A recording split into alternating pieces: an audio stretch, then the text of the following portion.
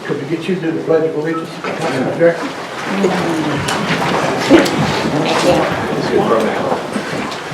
I pledge allegiance to the flag of the United States of America and to the republic for which it stands, one nation, under God, indivisible, with liberty and justice for all. Thank you.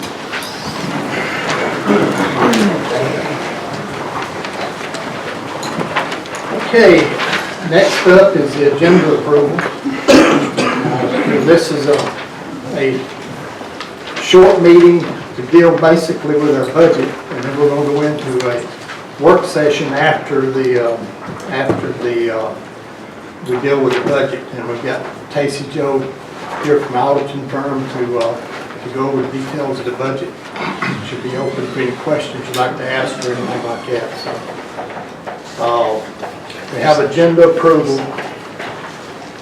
Any revisions to the agenda?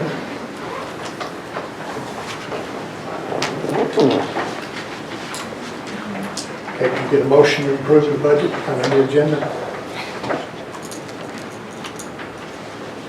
A motion to approve the agenda. We have a motion, do we have a second to approve the agenda? I'll second it. Okay, we have a motion second to approve the agenda. All in favor, let me know by raising your right hand. It's unanimous. Okay, next we have the report of the 2015 fiscal year audit report by Tacie Jo Bracken, our CPA. So, y'all that don't know Tacie Jo, she's been in the bean counting business for many years. Been counting beans a long time. Well, good evening. I am Tacie Jo Bracken. As he said, I am an auditor with Welch, Walker and Associates, and I've been associated with the City of Nelson for many years. But as the last few years, as their auditor with Welch, Walker and Associates. So I had the privilege of working with Nelson again this year, and I submitted an audit report, I guess a couple of weeks ago, to the council and mayor for their review, and we are now here to present it to the full council and to the public and go over the numbers and the findings. So I believe that there will probably be a lot of questions as we go along. So I'm not sure what's easier to ask questions as we go or to Go ahead and ask questions as you go. Okay, so I guess if you'll just if you want to recognize anyone who has questions and as we go, then Yeah, we'll be happy to answer anything. So let's just get started. Let's talk about the numbers first, and then we'll talk about the actual results of the findings. And we'll go to page 5 of the audit report.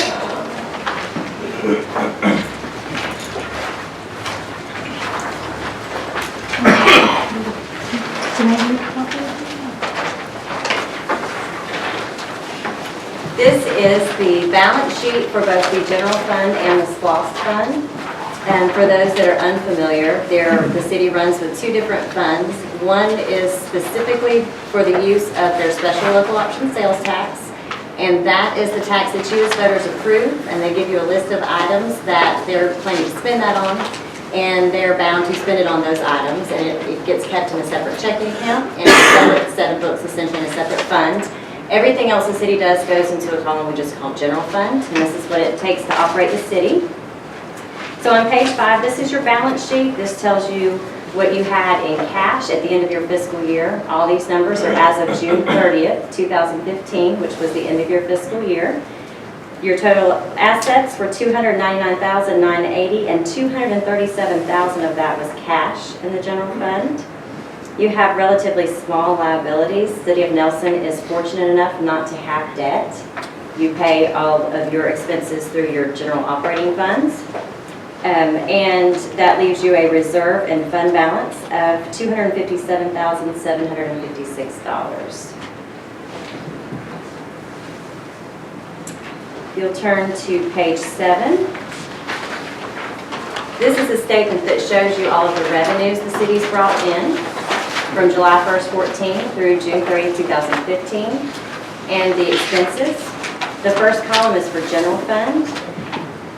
And the total revenues were $441,019. Of that amount, the city spent $421,995 and left a reserve at the bottom. That's the excess of revenues over expenditures and the net changes in fund balance. In the corporate world, we call that your profit, but we're not allowed to say that word in government, but it was $18,924. Typically, the general fund in Nelson runs with a net change in fund balance of around $90,000, so this was a little lower than what we had done in the past, but it's always a good thing to end the year with a positive number, and that's what we look for. As taxpayers, we want you to spend everything that you bring in order to run our city, so if there's a lot of excesses, then taxpayers don't get real happy about that either. However, this is significantly less than the last couple of years. Any questions as I'm going?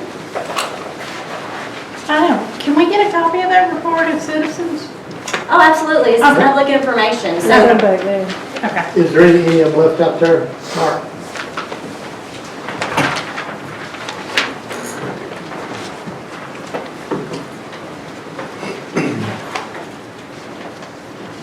okay, on page 9, we're required to give a report of what your budgeted revenues and expenditures were versus what you spent in the general fund.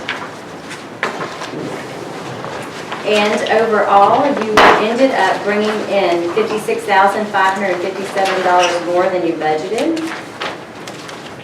Spent $34,000 more than you had planned, but overall you came to a net number that you were under budget by $22,555. I will tell you that one of the findings that you will find in the note disclosures, which start a few pages later, were some issues with the budget. So if you'll turn to page 18.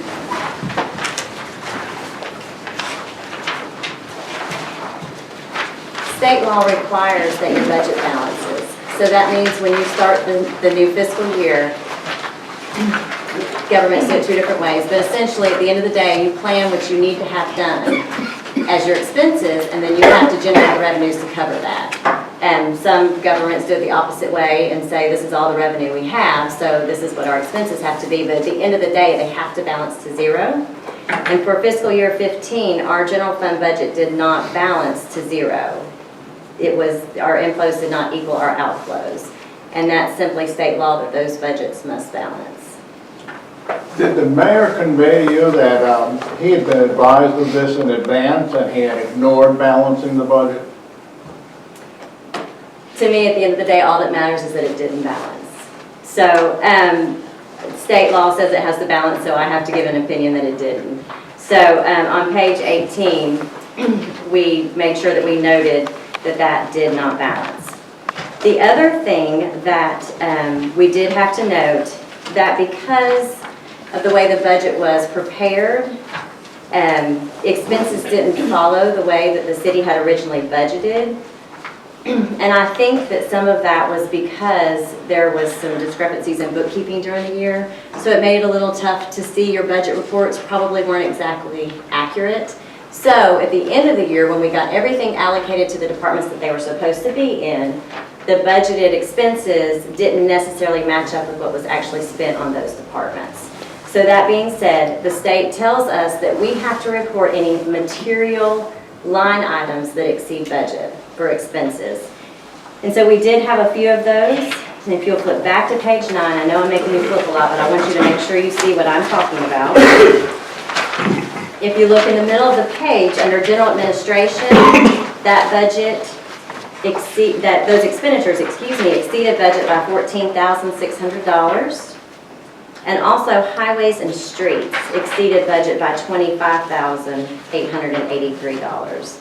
Those were the 2 departments that contributed the most to the budget overages and contributed to the comment that we had to put at the end of the note disclosures.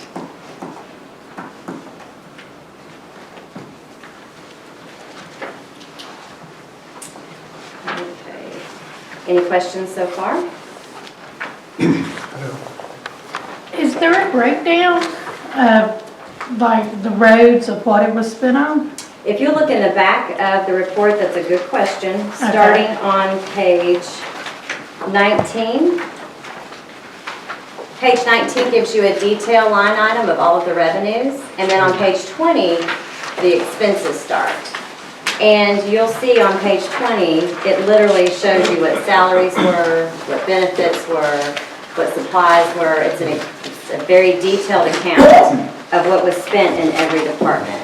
And those numbers tied to the front statement that I was showing you. Does everybody see that on page, in the back of the report? Okay, I'm sorry. In your opinions, did you come up with any reasons why the budget was not adjusted throughout the year? I'm not sure why the budget wasn't adjusted. It's Well, not. if you'll recall, Tacie Jo, you know, when we came up to doing. Is this a question for the auditor or the mayor? The mayor's putting input in at the request of the auditor. You know, when we contacted you because of the way that our staff had been putting things into the computer, there's just no way I could do the budget and do the adjustments to the budget. Matter of fact, you came down here that day and got it to where we could do a budget.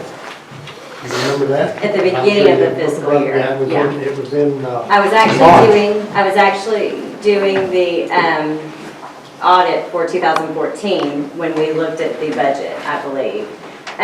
However, the city always has the right to amend their budget throughout the year. In fact, you have the right to amend your budget up through the last day of my field work. So the budget could have been amended up and through, I think we finally finished the audit in December 4th. I'm personally not a big fan of amending your budget after your fiscal year end is over, but I know a lot of governments do that. So while we did have a discussion about the fact that you were struggling to get the budget numbers in the beginning, but the city did have the option for several months to amend the budget. Ms. Bracken, I'm on page 20 for the last column on the variance. It says over and under. And the unders in parentheses, those are actually the overspent items, correct? It says under in parentheses, but those are actually the ones that were over the budget, correct? Yes, you are correct. Okay, I just want to make sure that people weren't thinking that those were actually the ones under budget. The parentheses are the over budget line items. That's a very good point. That column heading was not changed from the Okay, previous I page. just wanted to make sure we had No, that's very clarification. good. So anybody who has a report, thank you for pointing that out. Anybody who has a report on page 20, that column heading is left over from the previous page, but if it is in parentheses, that means that it exceeded budget. If you see parentheses on any type of budget statement, that's normally not a good thing. So if you see parentheses on the revenue side, it means you didn't quite hit the mark on your revenues. If you see parentheses on an expenditure side, it means you went over on your expenditures. Thank you. Thank you. Thank you. Okay, any more questions on the actual financial statement numbers before we move on to findings? I have one more. In one of your remarks, you mentioned that there's some SPOS funds going to have to be transferred back into SPOS, and the general fund is going to have to pay for that. Is that done within these numbers, or is that going to come out of 2016? That will come out in 2016. However, because those funds are having to be repaid, we've made the entry to move those expenses back to general fund. So that $18,000 bottom line that you see in the general fund includes the fact that general fund is having to show those expenses in fiscal year 15, and we set up a liability account back to that SPOS fund. Does that make sense? So we've shown the expenses in fiscal year 15 and a liability back to SPOS, but the actual cash won't transfer until fiscal year 16. So that $18,000 includes those expenses as well. Is there, if I could do a follow-up, Sure. is there anywhere within the numbers on some page where it says we either overspent the budget by a certain number or we underspent the number by a certain number? In total for each Yeah, department? For the whole, not for each department, for the whole year. Okay, sure. Flip with me to page 9.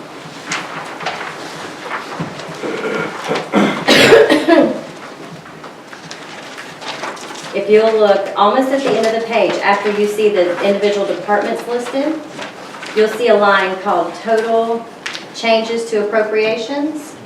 If you follow that line over, that $34,000 number is your total. And that's a deficit, right? Yes, it is a deficit. But you had excess revenues. So your bottom line on the budget was covered by those excess revenues. Because if you look at the next line, it says excess deficiency of revenues over expenditures, and that's a positive number of $22,500. But if you're asking about expenditures specifically, the answer is the $34,000 number that exceeded what the city budgeted versus what they spent. Okay. Yes. I'm sorry, so the $34,000 that the city overspent, that includes the 15,000 or so odd dollars of SPOS money that's going, that's part of that number? Yes. Is the LMIG matching funds part of that number also? The failed matching funds, is that part of that number, or is that more to come? That's more to come. Okay. All right, so even though the city made more than they actually spent, the budget, the number they said they were going to make in the budget versus what they actually spent, that's over, right? The actual Right. spent versus what they said they were going, the revenue they were going to bring in versus what they spent. They spent more than they said they were going to. Well, there's two sides to that. Mhm. They brought in more than they said they were going to. But they but what they actually said they were going to bring in, they spent more than what they said they were going to bring in. They did say, yes. The 34,000, okay, thank you. Yes, but just keep in mind that they had more revenues and more expenditures. But, They had more. yes, ma'am. Does that make sense? Yes, ma'am, it Okay. sure does, thank you. Can I ask you a question? On these, where we're having to move money back from splosh to, or paying out of general funds to splosh, again, to make up for what was spent out of splosh that we didn't need to, that'll have to be voted on by the council and logged in the minutes. Ain't that isn't that part of our problem? It is. And so when we decide to do an expenditure of that size, the council will make a motion to actually transfer that money. And then when we do that, it'll be noted in the minutes, and then it'll be paid after that. And it'll just have to be a business line item on the agenda. Yeah. What is the purpose of a budget? Isn't the purpose of a budget and passing a budget according to state law so that the taxpayers know what the city plans to do?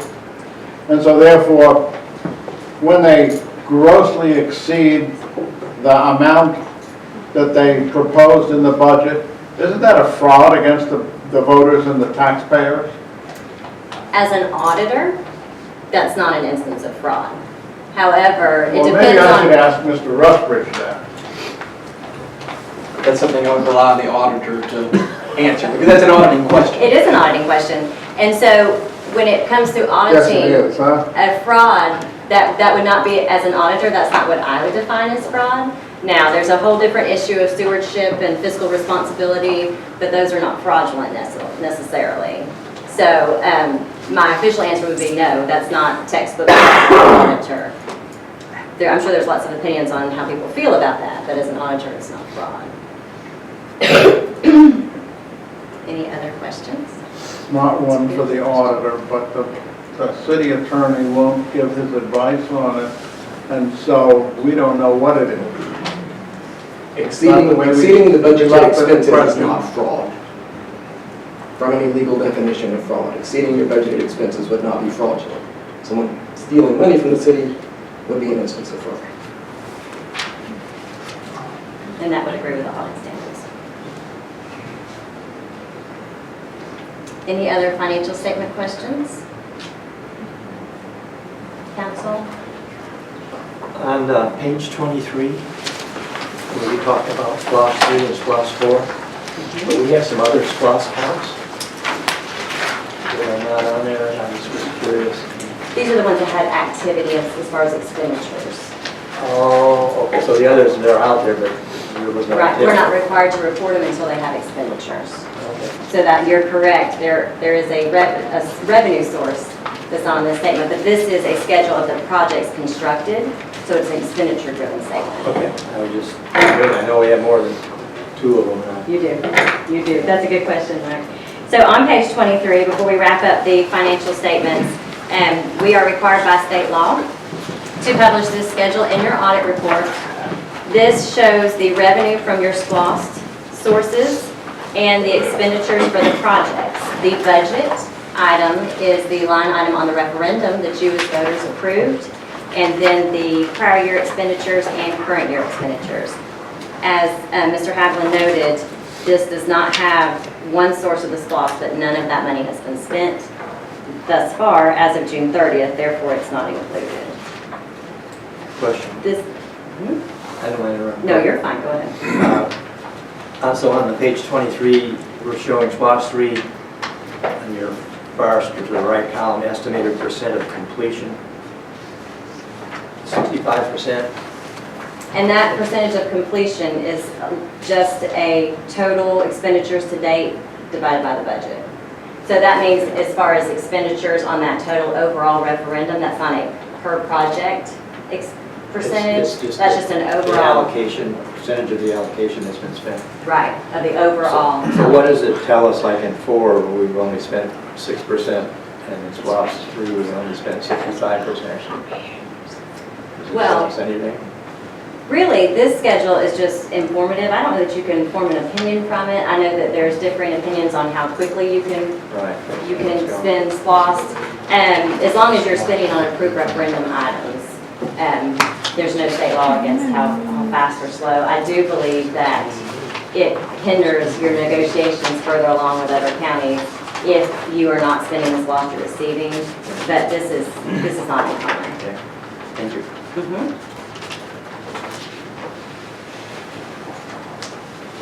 Okay, any other financial statement, questions or comments before we on to findings?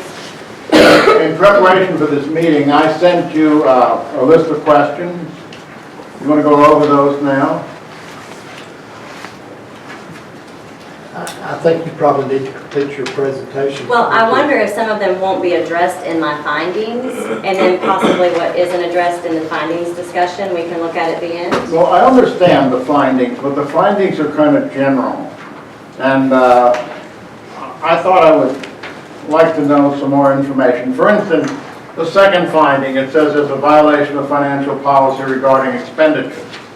It states that during the fiscal year, purchases were made by management and project and operations in violation of financial policy. I believe this means the mayor acted irresponsibly and the council did not approve transactions in amounting to $15,000 from the general fund and $107,500 from SPLOST fund. I understand that the clerk and 2 council members are check signers. So how is it that these people signed these checks for unauthorized transactions? That was one question.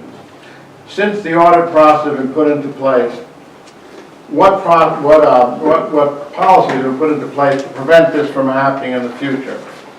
And which council member signed those checks for unauthorized items?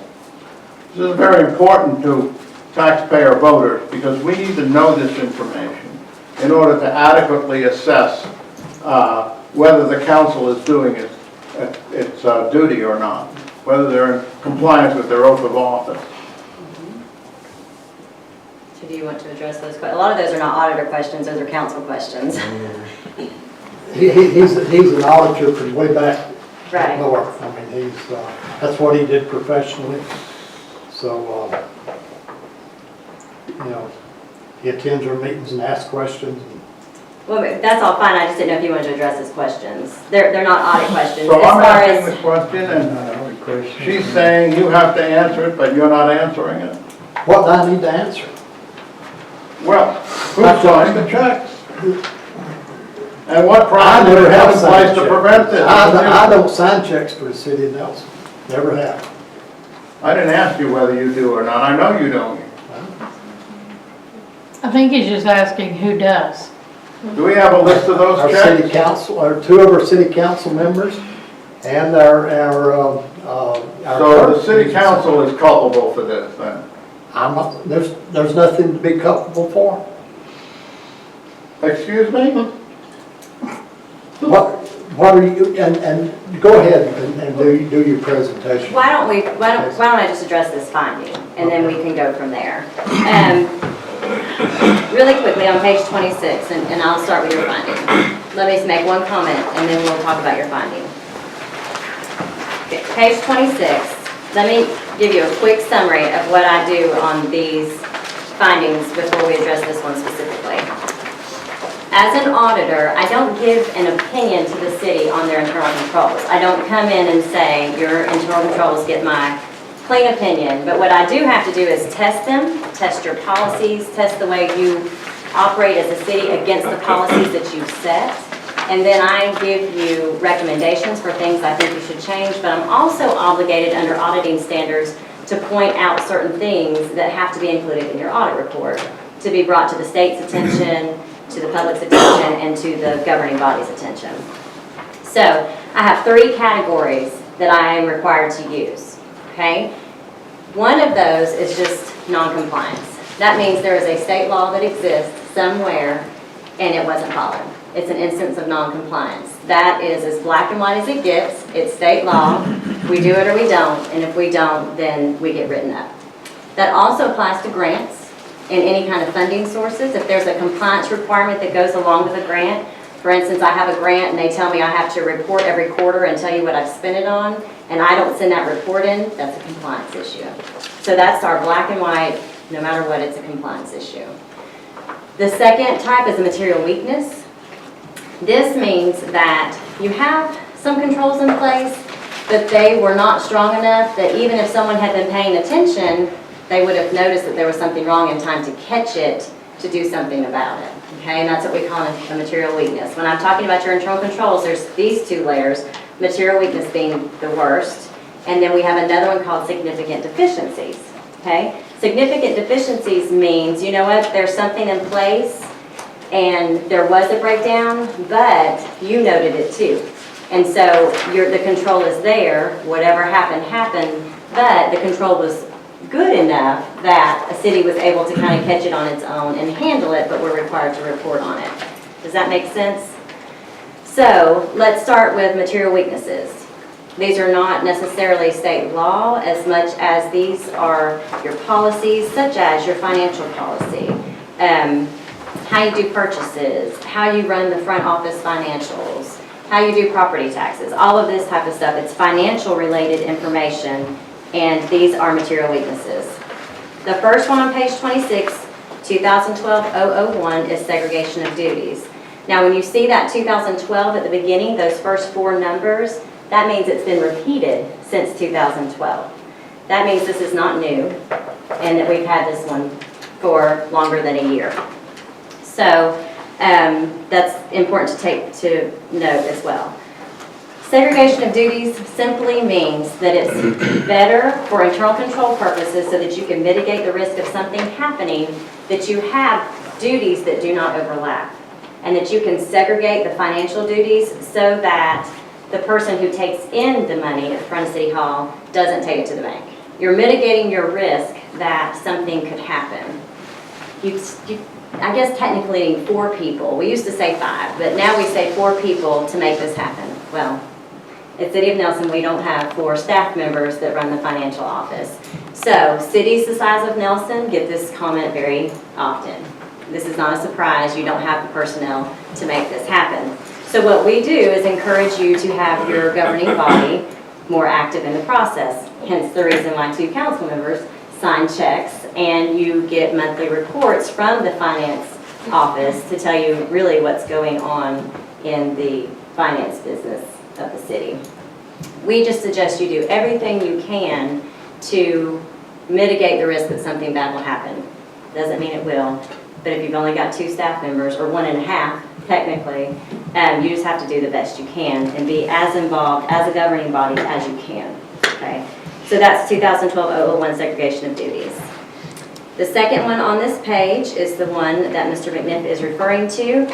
This is 2014-002, which means it's not a new comment. We had this one last year as well.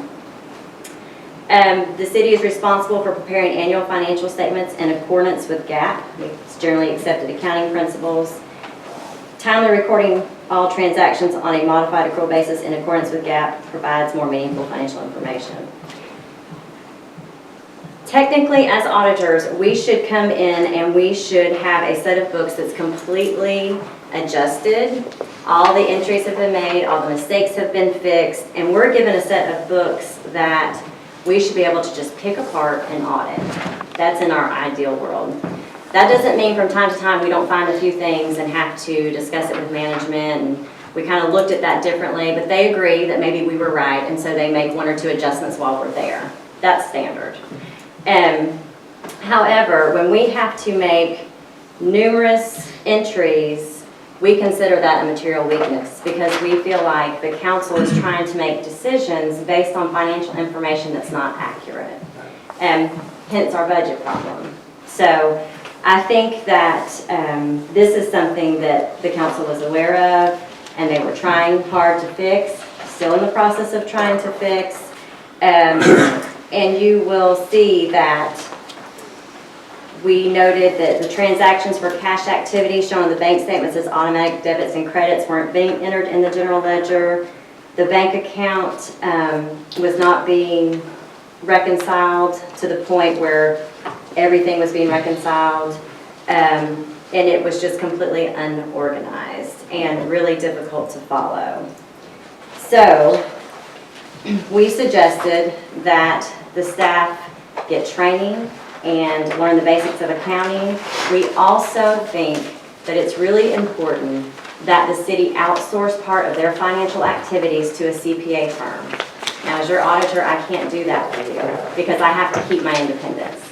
However, I think it is incredibly important, and I know we talked about this last year too, and we tried some different ways that just didn't seem to work. We get an A for trying, but we've got to figure out a way to afford to outsource this so we aren't in the same mess next year.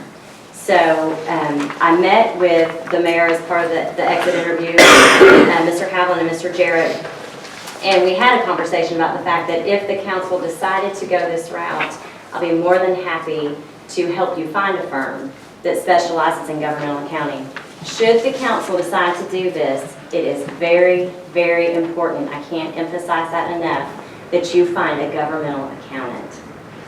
We specialize when it comes to governmental accounting because it is honestly just a different bird altogether. I don't profess to be a tax expert, and there's a reason, because it's not my specialty, but when it comes to governments, this is what I do. So it's very, very important. You can't just go find a CPA firm, as wonderful as they may be, unless they're a governmental accounting firm or have that type of division. I can't emphasize that enough. When we talked about this, everybody in that meeting was agreeable to that. And when the council puts that on an agenda item and decides that's a route that they want to go, please know I'll be more than happy to help you find an accounting firm.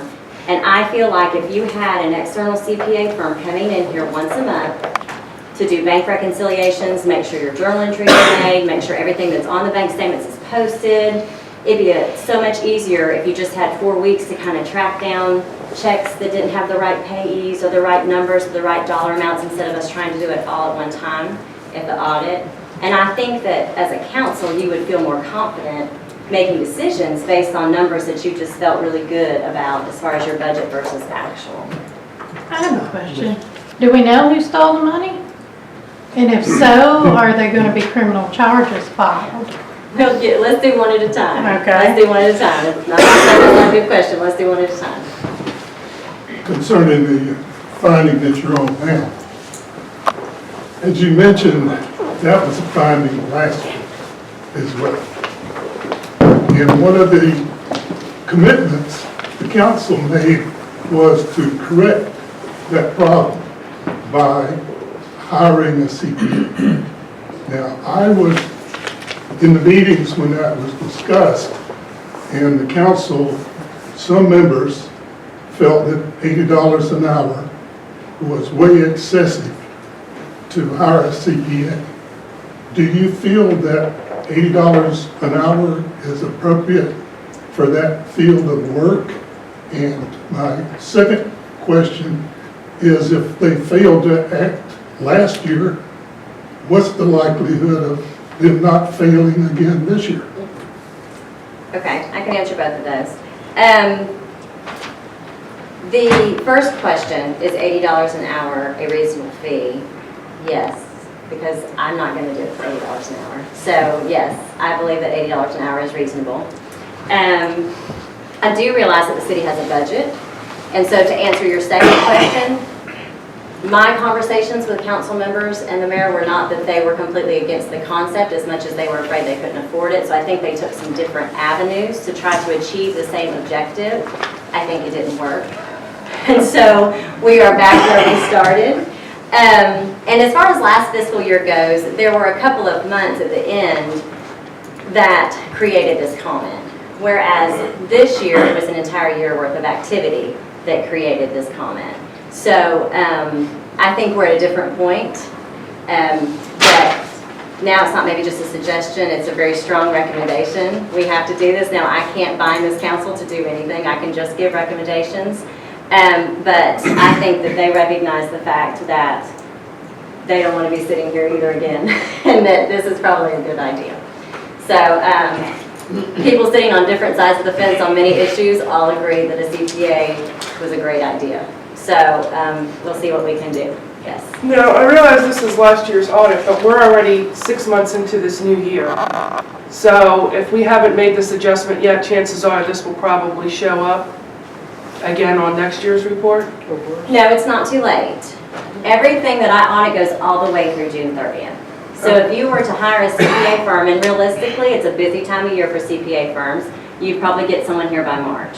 Okay. And if you had someone that was dedicated to fixing this for you and fixing your journal entries and your checks and your bank statements and spent those next 3 months getting your June 30th information up to June 30th, 2016 correct, so that when we came in, we had a set of financial statements and they balanced, and I had 1 or 2 suggestions for entries, and it was just an easy process as far as that goes, this comment goes away. It's when we have to make all of the material adjustments, and when we, because as auditors, we're not supposed to have to. Because then it's like auditing our own financial statements. We can't do that. So, no, it is definitely not too late for that process. That was a good question. Any other questions on this one specifically before I move on? Okay. The next one is 2015-001 in the middle of page 27. This is a new one for the current year. The policy of the city says that all contracts, regardless, have to be approved by council, and it has to be noted in the minutes of the meeting in which it was approved. This contract was never brought before council, and it was never approved by council. Now, let me mention, I'm required to put this in here because a contract was not approved. However, this was a renewal of a contract. So, this was not something that the council had never seen or the city had never operated under. However, even renewals of contracts, any contract that the city enters into in order to protect the city has to be brought before the city council. It has to be noted in the minutes of the meeting that it was approved so that the city is protected from being attached to any contract by anyone. So this could have been a big deal, but wasn't, because it was a renewal. But we want to make sure that all contracts, regardless of their contents, go through the city council and are included in the minutes. Questions? You're saying that wasn't done? Is that what you're saying? Yes, ma'am. That's why the finding's here. It was a renewal of an E911 contract with Cherokee County, I believe. Yes. We looked in the 2014 and the 2015 council minutes, and it was not included in those minutes. And we don't know why? I think It's it just... included in the minute book, or it's in there with the council meetings, the actual agreement and the signature, and that, as far as. So it was or contract wasn't? I'm sorry, you're saying it wasn't, he's saying it was. I don't... It was not It wasn't voted on on. the minutes as far as brought up to That's the all I council. needed, thank you. It wasn't voted on by the, and anything that's voted on is included in the council minutes. Okay. So Tacie, I'm sorry, so for example, with this one here with the 911 services, because I don't recall voting to renew that, although we may have, I don't recall it. And I didn't find it in the notes that I took, my personal notes. So if, for example, if there would have been a situation with 911 and they didn't come because we didn't officially renew the contract, then that's not their fault because that was our job to renew it. I mean, I know that didn't happen, but I'm saying that situation like this could have turned out that way, or? That's a good Jeff question, although I would think that as far as Cherokee County knew the In contract. this instance, they're coming, but any contract that is not approved by the council is not a valid contract, Okay. not enforceable. So did they do our 911 contract legally now? Yes, we did. Okay, so it's done legally now. With the appropriate meeting.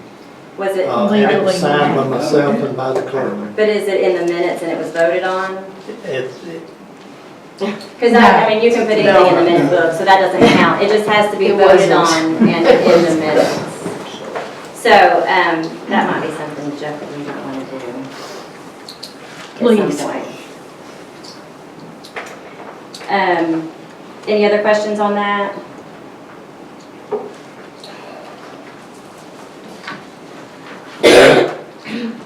Okay.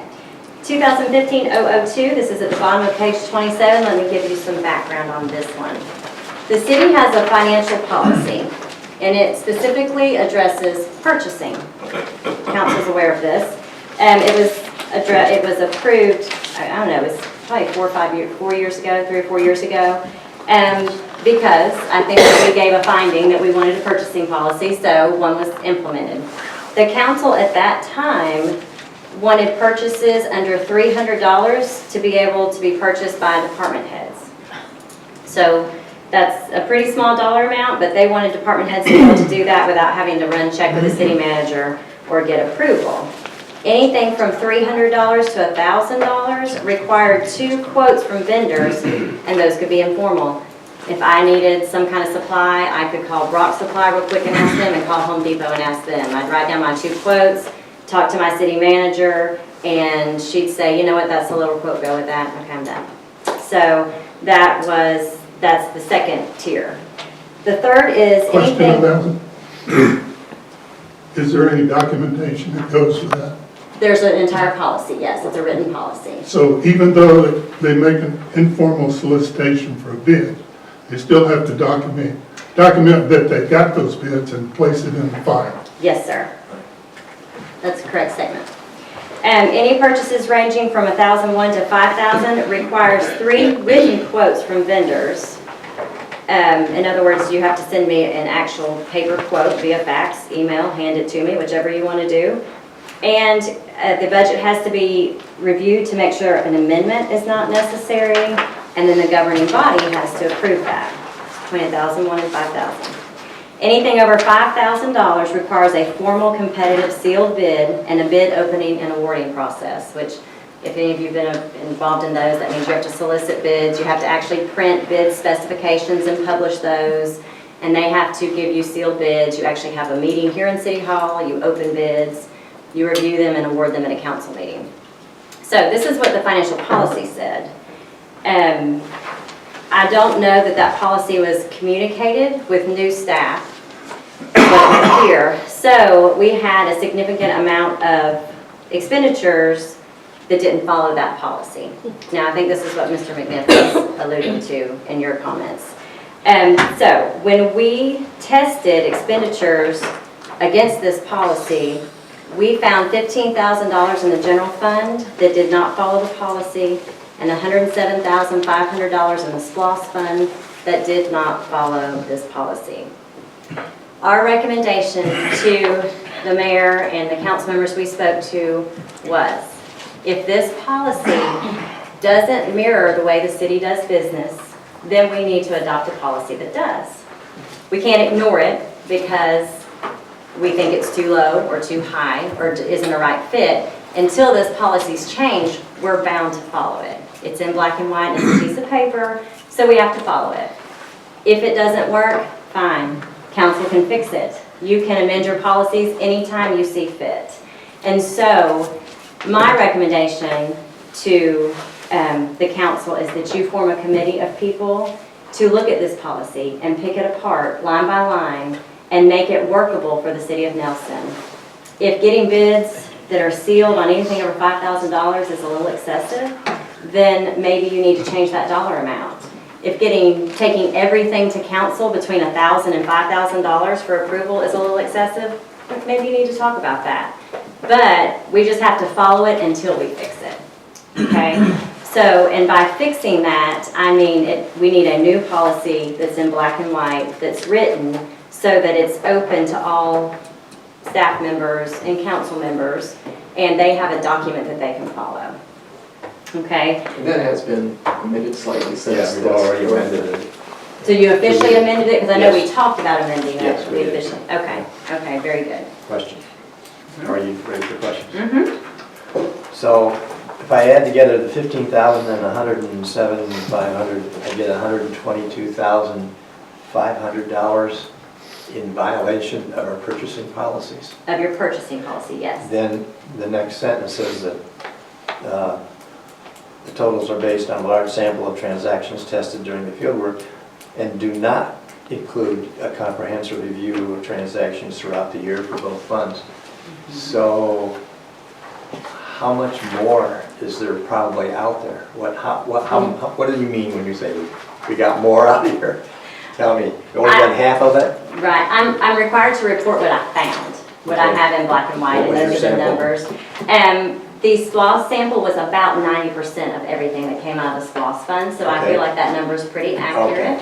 All right. And the general fund was probably about 60% of everything that I tested in the general fund. However, keep in mind that because I knew this policy was an issue, because I did my capital asset work, Yeah. I focused on larger items. Yeah. So I've tested a lot of the larger items in the general fund. So these numbers probably are not exact, but they're not too far off.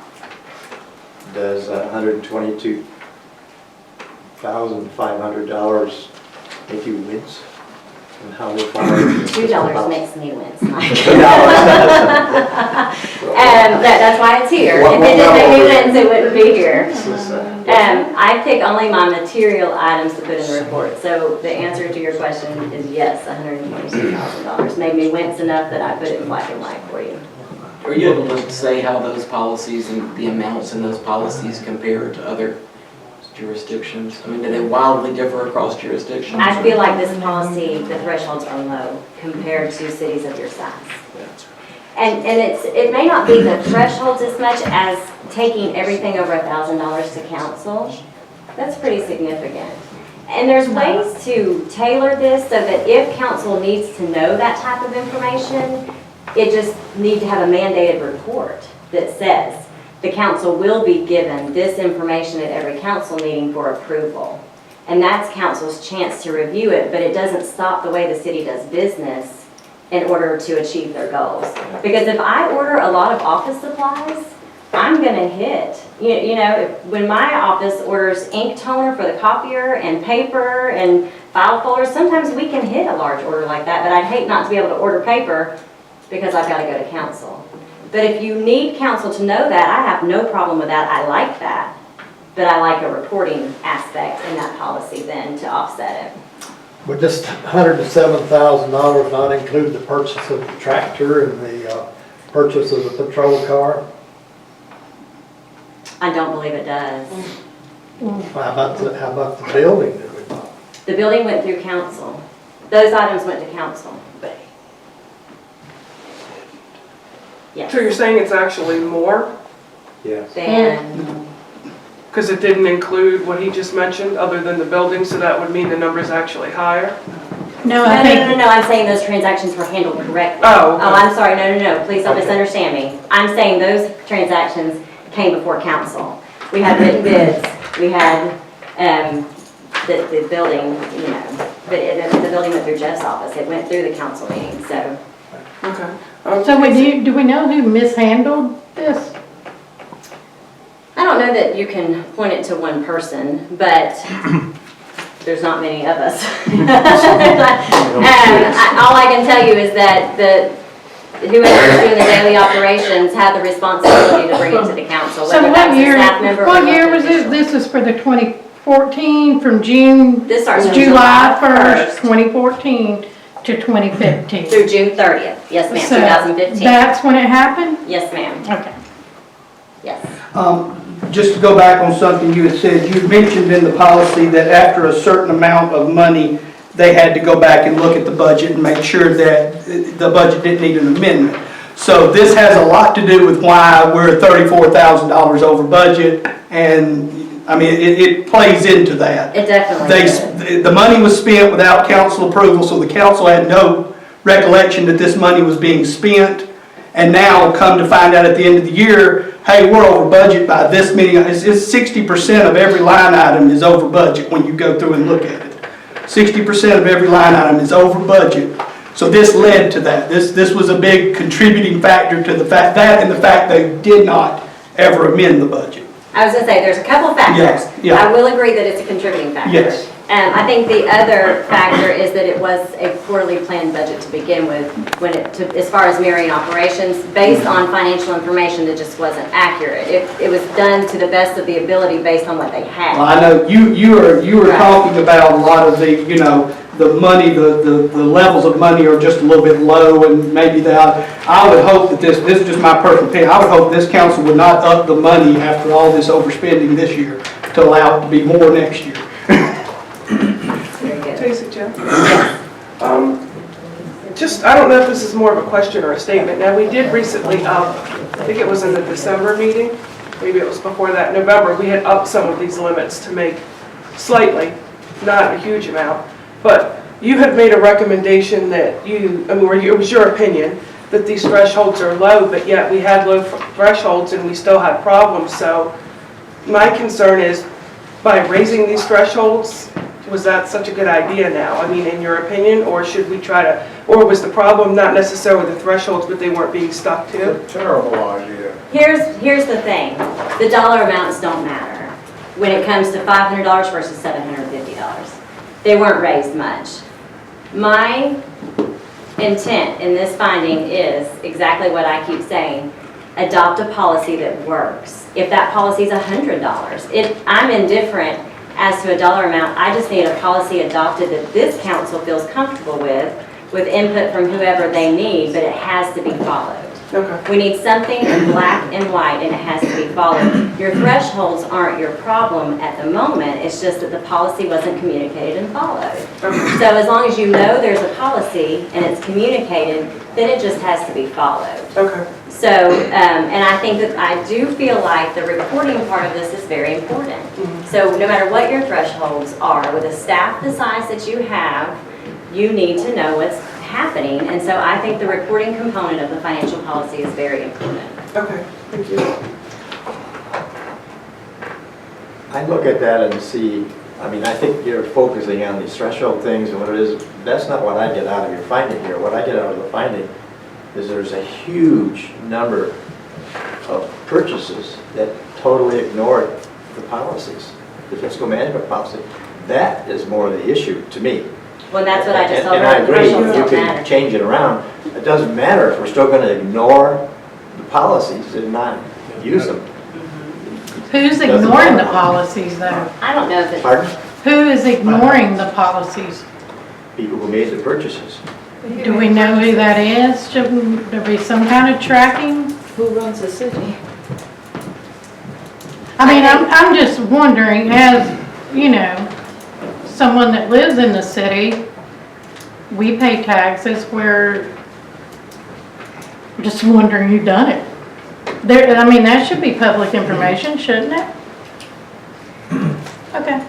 I think I can answer that partially. The problem is they overspent. They weren't monitoring that's the essence of it. They weren't monitoring it. They're not managing. The council is not managing the mayor. They need to manage the mayor. They need to get financial reports so they can do that. And that's totally absent for the last 18 months. and I think that you'll find that a lot of these findings are interconnected. Such as, it's hard as a mayor and council to make decisions with financial information that's hard to decipher. It shouldn't be because they don't let the mayor make decisions. It's only the council. Well, as a collective So body, I think was that talking just about takes him out of the picture since they took his rights away. His rights were given back. When? The previous Not council, purchasing levels. October of, was it October, September of As far 2014? as managing the personnel. Oh, that's nice to know. Thank you. My thing is, I think that this is a perfect storm of trying to make decisions based on financial information that was hard to decipher or lacking altogether. We talked about that already. A financial policy that's very stringent, it's in black and white, was either not communicated or not followed. And that's what I was trying to say that Mike's reiterating. You have to have policies and you have to follow them. So whatever that policy is, whatever it looks like for the city of Nelson that you think is reasonable, that's what it has to be, and it has to be followed. No matter what it is, whether it's a personnel policy, a financial policy, a capital program, capital projects, anything, a policy needs to be set and followed. Any more questions on this? I've got one, Okay. maybe two. Help me understand this. What I think I'm hearing you say is this is a violation of policy. My question is, have you looked at these expenses? Were they discussed by the council and approved by the council? Is this money that was misspent, or is this a policy violation? Or both? In these expenditures, in this comment, we did review the expenses. Okay. Okay? And they were written to vendors and for reasonable expenses for the city of Nelson. Were they approved by council? Not all of them. In some instances, Some they were, were some weren't. brought to council, but there were no quotes, there was no bid I opening. understand Right. that, but. But not all of them were approved by council. So, so I'm not being vague, I'm just saying that's, Did all the money go to things that would benefit the city? In other words, they were all did they go to where reasonable they were expenses. supposed to? They were all reasonable expenses for the city of Nelson, Okay. yes. It's really, this is a policy. That's all pointed out where the money went. Right, yes.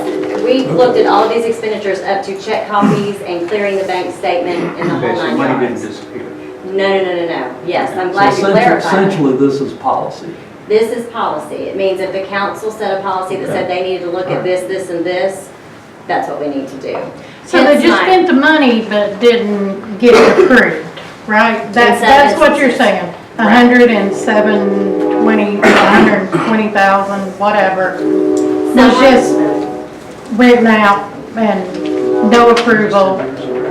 If they No, needed, nothing. if they were required to have bids, and in several instances, the bids So were they received. did not. If they, some were approved by council, but there were many that were not. Can we get a copy of that or no?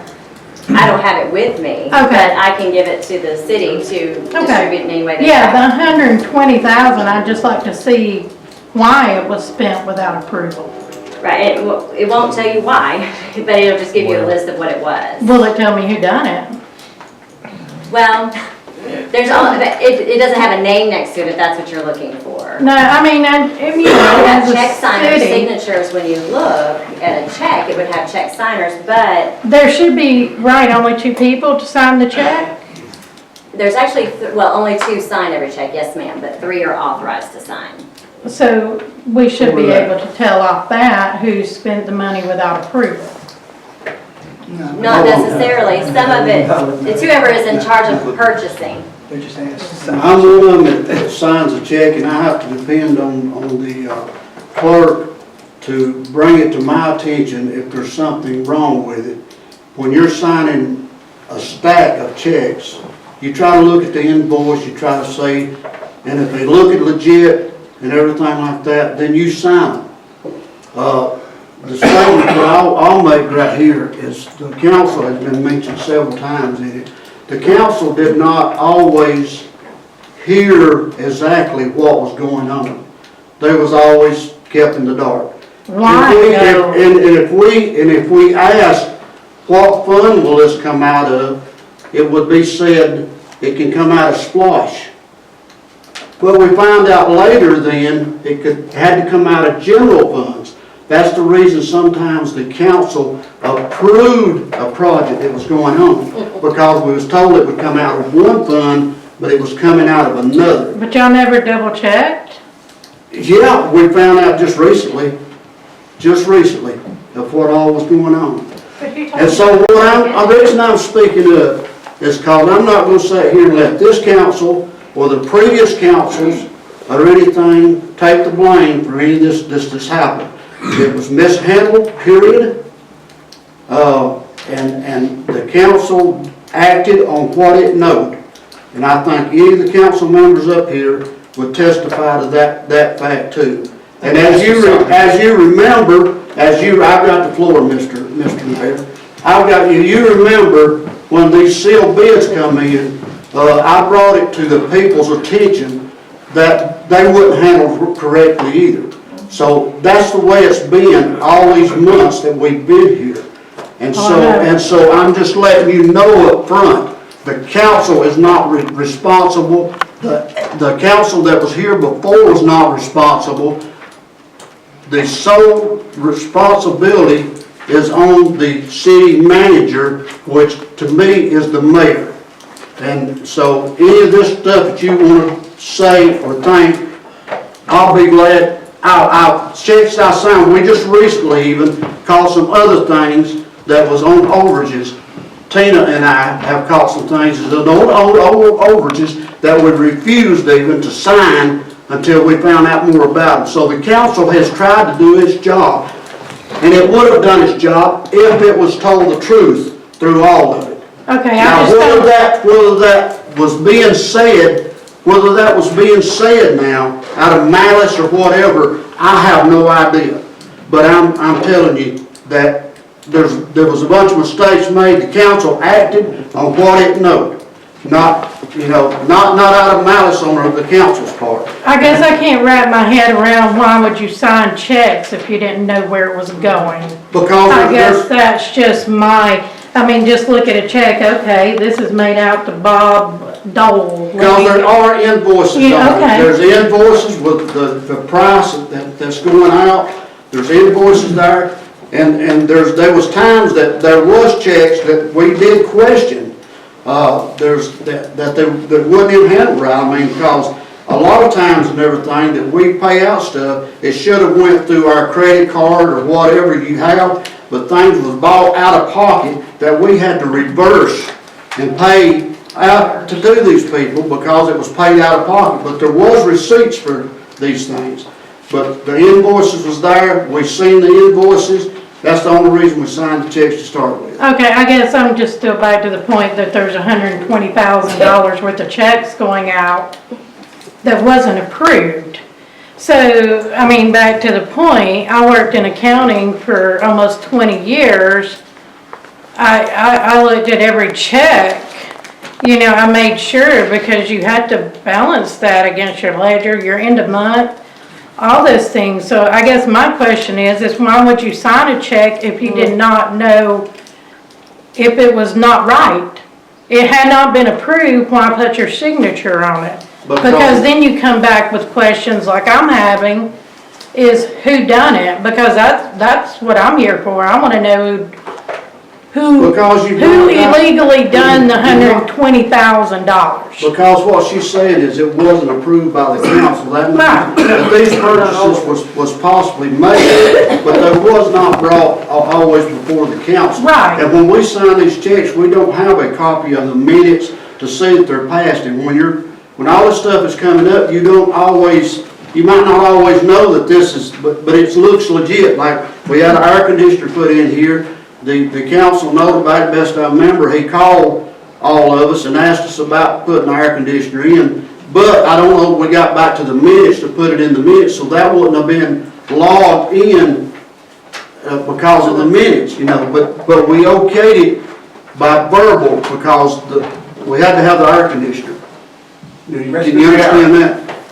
As you know, I'm a retired accountant. Yeah. Every week I had to sign hundreds of checks. Mm-hmm. And the reason that I didn't get into trouble is because I had a staff that did their job. Right. The reason I bring that up is you need to get a city clerk or a city manager that knows how to classify these expenses and knows when to advise the council or the check signers when they're in the right or in the wrong. That's the key to it. You need a better staff. You need a very well-trained staff. Right, I agree. And you've gone through four clerks under the mayor's 3 years here, and that's absolutely terrible. And pretty soon it'll be 5 and 6. I hope not, but. If am I allowed, can I respond to her as well? Is that okay? I'm sorry, I'm not used to the protocol for it.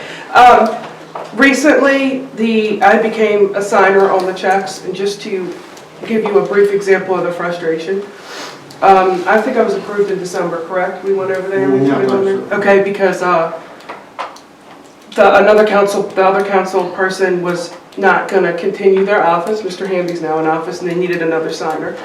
And I was going through to sign checks, and I was disturbed because an invoice was inaccurate. Like, the total was one price, and it was picked up on by Miranda here. And I also had some questions because I felt like it wasn't descriptive enough as to what we were being billed for. So I refused to sign the check. Okay, well, I mean, I understand your. Well, hold on, there's more to it. And because I didn't sign the check, I was overridden and someone else was gotten to sign the check. So the check wound up getting signed anyway. Oh, So I hope that that's going to be addressed and that won't continue. But I don't know if that was happening beforehand or people were questioning and. I mean, back to the point, there's $120,000 Oh, no, that was never approved. Yeah. Somebody signed those checks. Yeah, no, I understand what you're saying, but I mean, I do. I mean, you know. Here I am So trying I don't know to. if it was trying to be hidden, what the No, I mean, whole no, it's issue is, It's a good but, question. It was a good question. I was just trying to give you an example just to illustrate because I do think that. it right, needs so to be you were trying to illustrated. do it right, but you were told no, That we're because here- of here we constant turmoil. Yeah. Okay, that's all I need. Okay. If you want to know who signed the checks, you might address the auditor then. In order to come up with her findings that there was malfeasance, let's call it that, she has to have specific items that were improperly handled. So that information needs to come to the council so that the council can do whatever they need to do with it. I think the taxpayer voters should also have that information. They should know who did it. We beat this to death, so we probably ought to move on. I thought it was public information, I'm not sure why it hasn't been told, so if I'm at liberty to tell it. Sure. Okay, Mr. Jarrett has already said that he was one of the check signers, and Ms. Tipton was a check signer as well, and she's no longer on the council, hence the reason Ms. Monahan is now a check signer, and whoever the city clerk is also a check signer. So for fiscal year 15, that would have been Erica Jones. So those are the 3 check signers for the city of Nelson as of June 30th. Now, I haven't audited fiscal year 16, but I assume it's Mr. Jarrett, Ms. Monahan, and Miranda. Is And then that it was correct? Lou while Lou was here, I believe. Yeah, for the short time Lou was here, she was a check signer as well. So that's, Yeah, and so in order to avoid this in the future, do the check signers need to have up-to-date financial information related to the expenditures by line item, by budget, so that they can determine whether or not they're going over budget or not? I think that's useful information when it's approved, not necessarily a check signer. I think that should go at the approval level, in my opinion. I think that before an expenditure is even approved, you have to check your budget. It should be approved before it ever gets generated on a check, before it's even ordered. So a check signer should be able to know that it's gone through this policy and gone through the procedures, whereas whatever dollar amount it's either. So they should have known purchasing. before they signed the check that it wasn't approved? Well, a check signer is a checks and balances to look at that invoice, but before an item's even purchased, it should be approved and checked against the budget. And all of those things before it's even ordered. And that didn't happen. So it's really, I think that somehow we're focusing on check signers, but we're missing the whole approval purchasing part of that. Can I ask something? Sure. You know, of course, how long have you done the auditing for the city? I've been involved with the city since 1998. That within the last couple of years, longtime clerk who had been here for 10 years and handled the financial matters for the city Correct. left. Did you see a significant difference in the way financial matters were handled between the time that she left and then after? Oh, Did you see, does that attribute some of the difficulty? Did you see it? Significant. Absolutely. Yes, it's night and day. Yes. I'm glad you said that. Thumbs up for you. That's not a personal thing, that's just a checkbook thing. That's just numbers, general ledger, that's just, yes, night and day difference. When you talked about the perfect storm, and I assumed that that was That a is- factor in Very much so, very giving much rise to so. some of these things. We just need to recover from One last comment on this subject. You've been awful kind, really. I haven't really gotten to the details yet, I still have pages to go. Because really, the council had the opportunity to come pretty closely behind the old experienced clerk and hire a CPA. Because this has been talked about over a year ago. They chose not to do that. So now they've gotten in hot water. So you can't keep saying, well, it's because we don't have any expertise. Because when you get a new person, somebody has to train that person to be a clerk and to be a treasurer. And I just don't think that ever happened. So we're lucky that we're not in any worse shape than we are, which we're in bad shape. So that's my final comment on that subject. No, I agree, and I wish that the CPA that was external had been obtained long before, and I know that there are budget constraints and that we tried different things to make it work, but I think that the audit is proof that that maybe wasn't the best answer, and a CPA is what we need. Is there any conflict with your firm helping out to straighten out the finances for this fiscal year? For fiscal year 16, Yes. I cannot. I have to remain independent. So I can't audit my own work. So you can recommend Definitely. another individual or individuals? Absolutely, and I've offered Would to you do that and give that to the council so that they? We have already take made a action? request, have we not?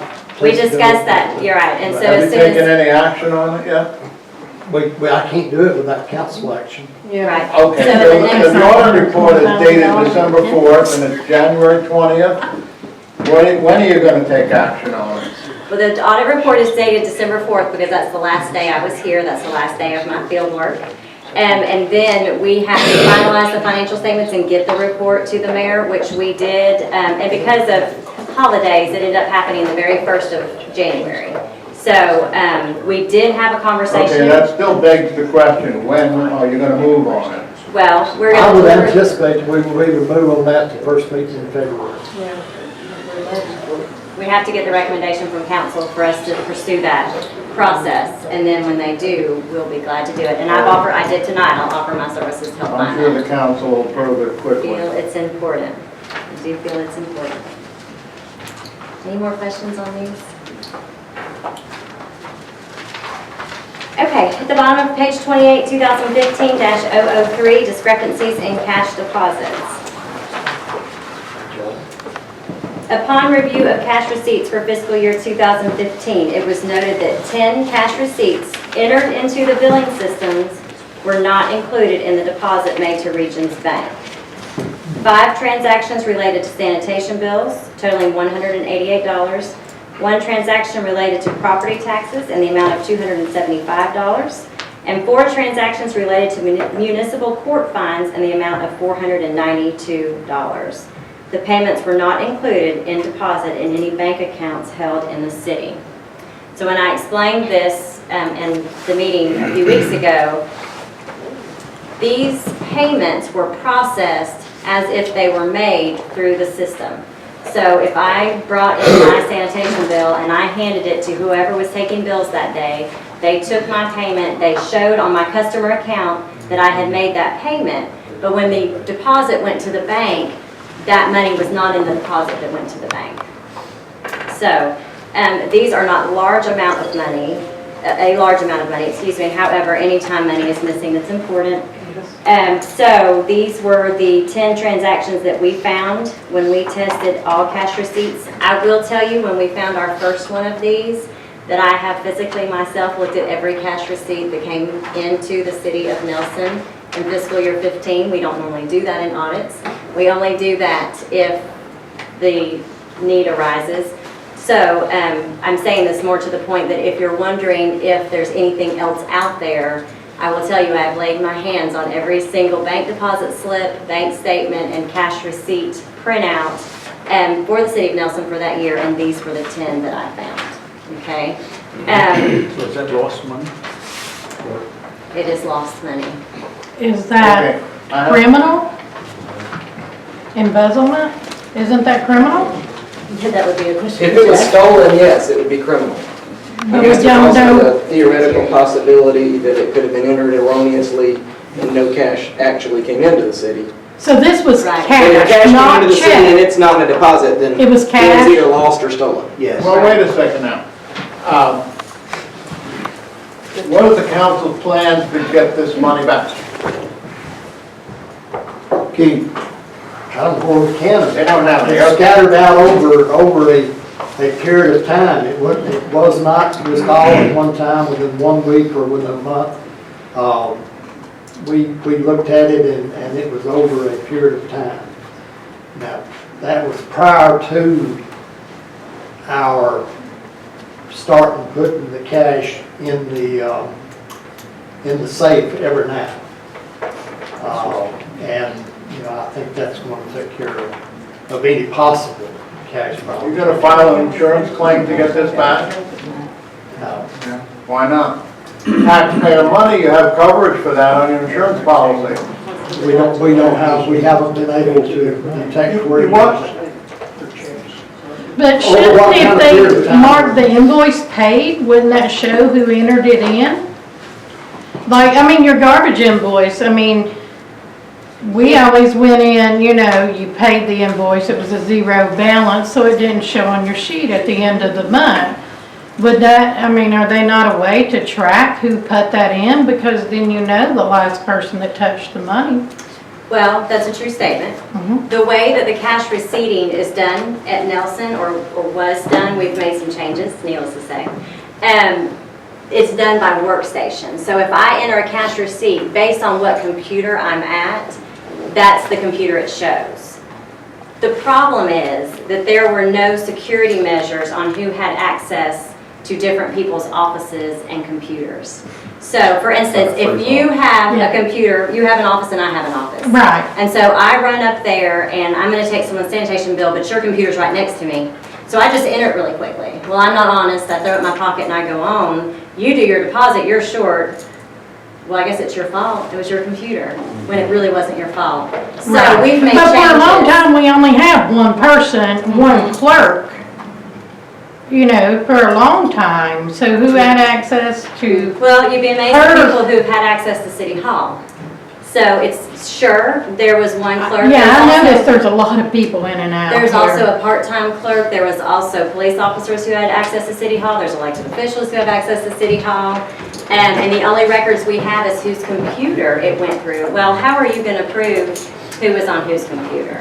So that's kind of where we got, that's the brick wall that we hit our head Well, there against. should be a login on that computer where somebody else does not log in it. You should have I it. mean, that, So we've made changes based on. so that's this happened, to finding. where I just can't go log in. Well, you on can't this- get in her office at all.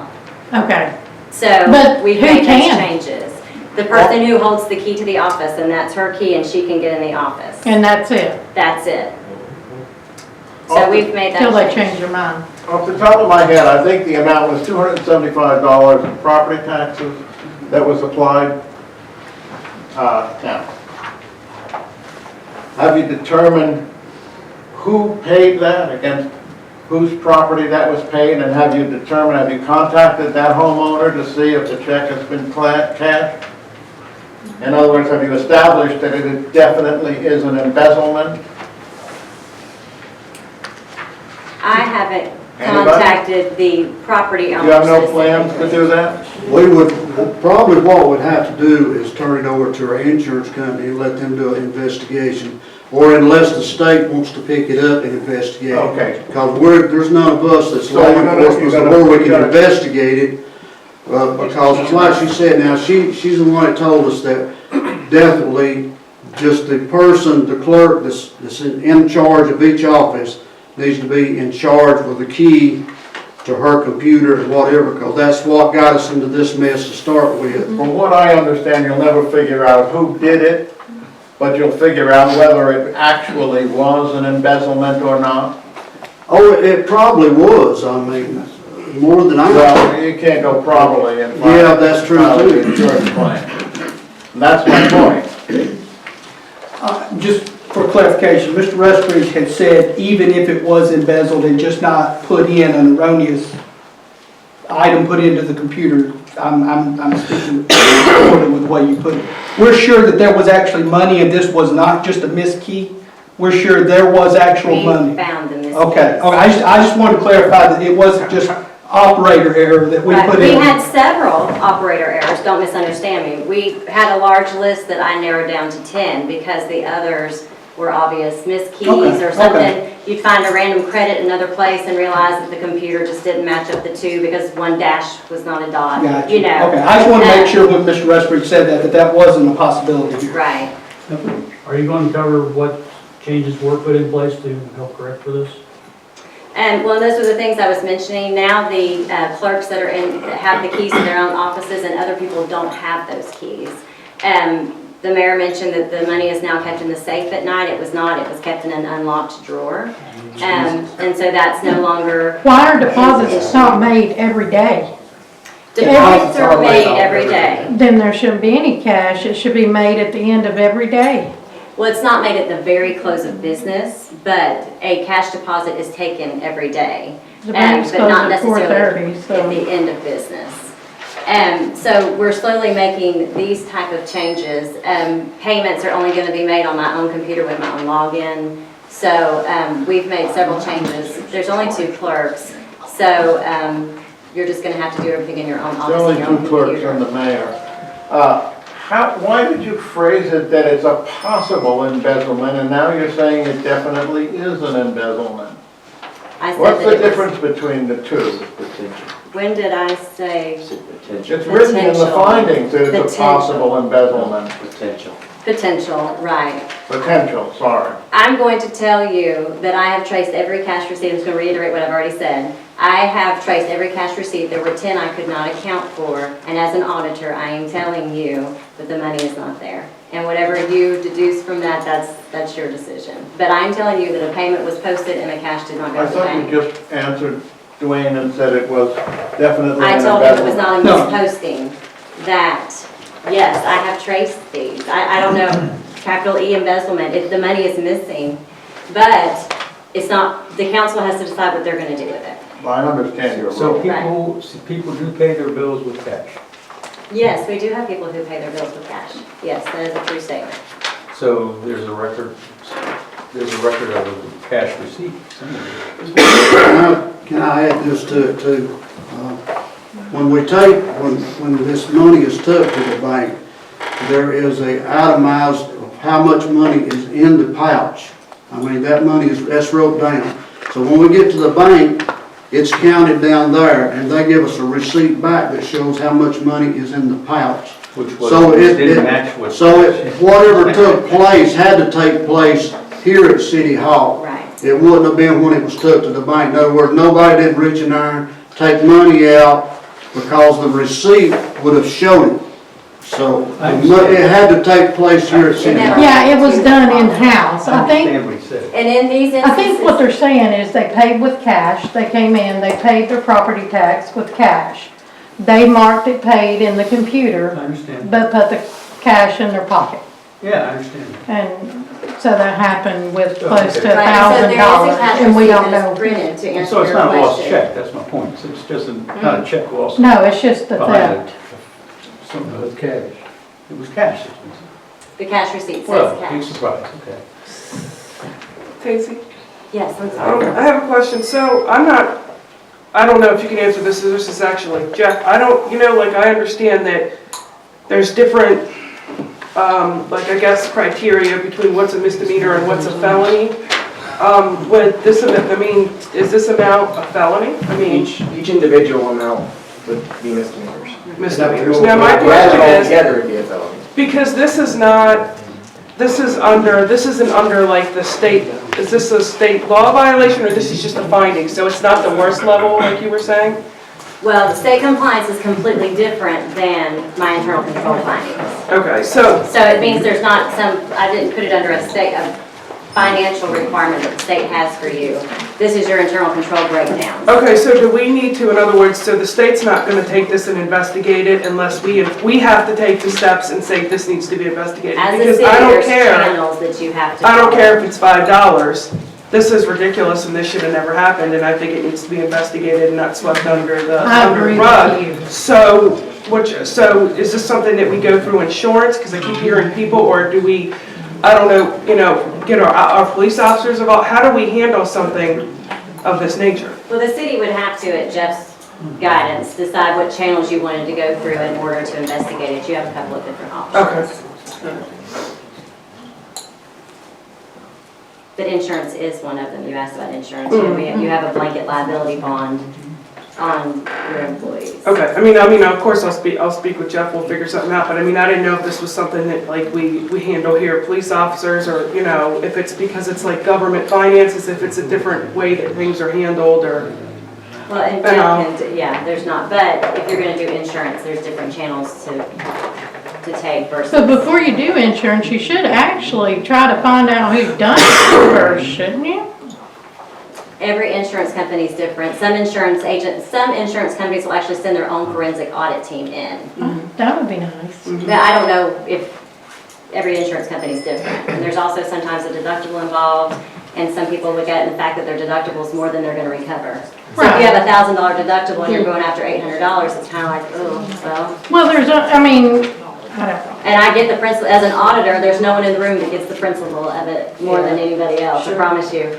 But at some point, there's a cost benefit rule too, and I think that's what the council has to decide with Jeff. Right, but I just, in my personal opinion, I think if we don't do this, then it's just gonna happen next year. Oh, no, see, and I agree with you completely. And the next year, just like it's been in turmoil since I've lived here. Well, that's why I said I didn't care if it was $5, I wanted it investigated, because if we keep Yeah, letting I things agree. slide under, they're gonna keep happening. It's I like a child, agree. you let a child keep getting away with it because it's something minor, eventually they're gonna do something major Yeah, to break it down into layman's terms. If somebody got away with $1,000, yes. So that's at the discretion of council. If council and mayor decide with your attorney that that's where you want to go with that, that's absolutely an avenue you can explore. I wouldn't think they'd have a problem with it. Okay, 2015-004 on page 29.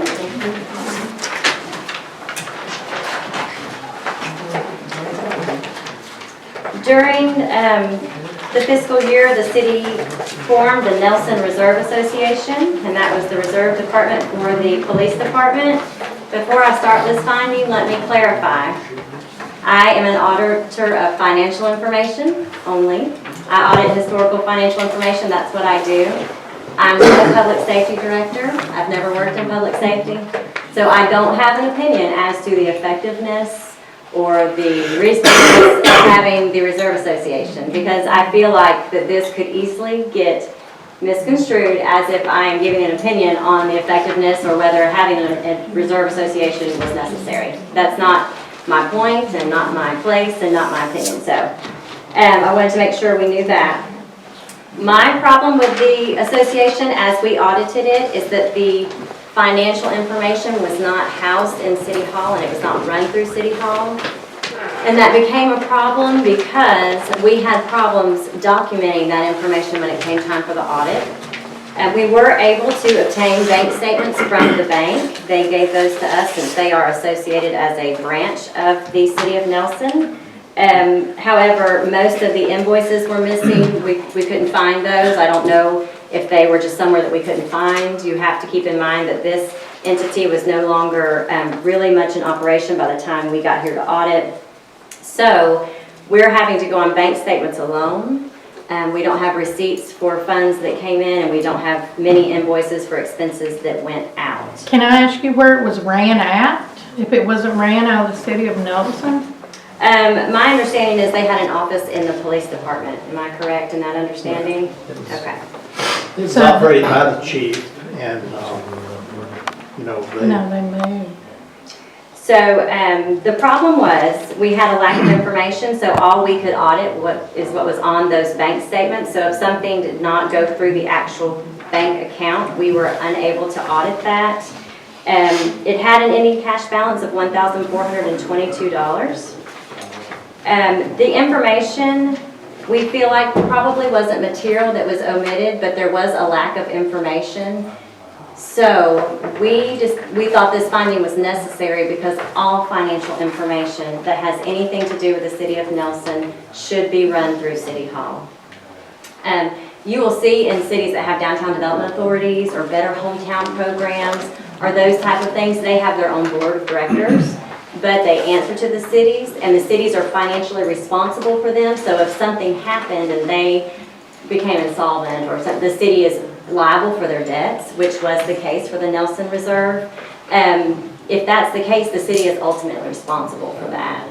And so that funding should go in and out of City Hall like it does for most downtown development authorities, better hometowns, that type of thing. So is that changed now, or are they still having it's a been free-for-all? disbanded. It's been disbanded, but as of June 30th, it was not disbanded. Now, in fiscal year 16. So this was the little reserve they set up, the volunteers, I guess. Right. is what they- Yes. Right. Yes. So that's done now? We don't have that anymore? My understanding is since my audit, it has been disbanded. Okay, because I just saw a cop with a T-shirt on in one of our cars a couple of weeks ago, so I was just, okay. However, this information was not run through City Hall, so it was our recommendation that in the future, any department or related organization that we consider the Nelson Reserve should be given the policies of the city as far as financial activity. They should be subject to the same purchasing rules, the same documentation rules. They should have all of the same check signing rules. Everything that a normal City Hall department has, those related organizations should have as well. But they didn't? Is that what you're saying? I'm sorry, I didn't bring my glasses, so I can't see. They did not. They were somewhat independent from the city. So do we know how much money went out of there? We know what is on the bank statements, and that is what went out. So we have no clue, We have really. no idea what come in or went out. Well, it was, Whose decision was that? Just out of curiosity. my understanding, the chief of police reports to the mayor. Now, it's the mayor's responsibility to inform him of that and to provide him with information as to whether he's under or over budget or whatever. And it's also the responsibility of the council to make sure that the mayor's doing that. They don't do that. They don't have financial reports. They've run through 4 city clerks, except for these 2 ladies here, and none of them would get up to date. They ran them off. They literally had Oh, I know. employees. They don't know how to manage. This is a superior, or a magistrate court judge who has no managerial skills whatsoever. And this that's the is- problem this with is that in Nelson. This is an accountant who, No, chief You have no financial excuse. officer. You I'm not have, asking for excuses. you ma'am. have absolutely no excuse. I'm not asking. I'm sorry, I didn't catch your name. My name is Connie. Oh, hi Connie. As soon as, we had some concerns that came to light right around the time the police chief, after his resignation, and that's when all this stuff started to come to light. I have to defer to Jeff, obviously, in reference to how we can handle that, but there needs to be further investigation. It was brought up and we did. I personally asked Tacie if she could look into it because something didn't smell right to me. And then she didn't have the information, but it was disbanded, I believe, less than 30 days after we discovered that there were those consistencies. We got right on it and disbanded it. I, however, do think that we need, and I think Jackie, Mike, I've talked to a couple of people that think we need to investigate it because the city is technically liable if something, I mean, regardless whether we stopped it, this already occurred and they were an entity of the city, so if there's a problem, and I guess this would be Jeff's question, we're still liable, correct? I'd say it's a possibility, it's not certain that we would be. I mean, the structure was a little strange, of course, that, we didn't have the oversight of that, so it's not clear that there would be liability. I'm sure somebody might attempt to claim it if there was some kind of outstanding liability that we don't know about. Okay. So when you say discrepancies, how much of a discrepancy are we talking? Just as simple as, I had a couple of reserve officers that had come to me that were upset because they wanted to see financial records and weren't given those financial records, and they thought that perhaps we have them as an entity of the city, and we didn't have them either. I mean, they were doing fundraisers to make money, Just sounds like a but yet they were two-handed told that pot. there wasn't money for supplies, for example. And when, Because it's in, Yeah, like they were doing all these fundraisers, like the 5K and the this and the that, but yet when they would need something to there was function as a no reserve money. unit, they were told there was no money, and they would ask for the bank statements, and they were never given their statements. when our auditor and everything asked for the paperwork on it, they was told that they wouldn't refuse to give it to them. Who refused? A member of the reserve. Reserve, so a Not- volunteer not can the chief. refuse to give you Well- information. Is there going to be accountability for that? I heard a rumor that there was $20,000 involved in this, and that was the council, some council members and the mayor had a conversation about this, and then that money was allowed to go to Pickens County. Have you ever had a discussion of $20,000? No, I believe it was 1,400. And There was that's an what's- amount of 1,400 in question that was, that when the account was closed up initially, there was talk that they were going to give it to the Pickens County Reserve Unit, but they changed their mind, It came to the city. and it wound up coming to the city. Is there going to be accountability for everything that's done? Are they going to go back and prosecute and get the paperwork to find out what went on since everything was very hidden?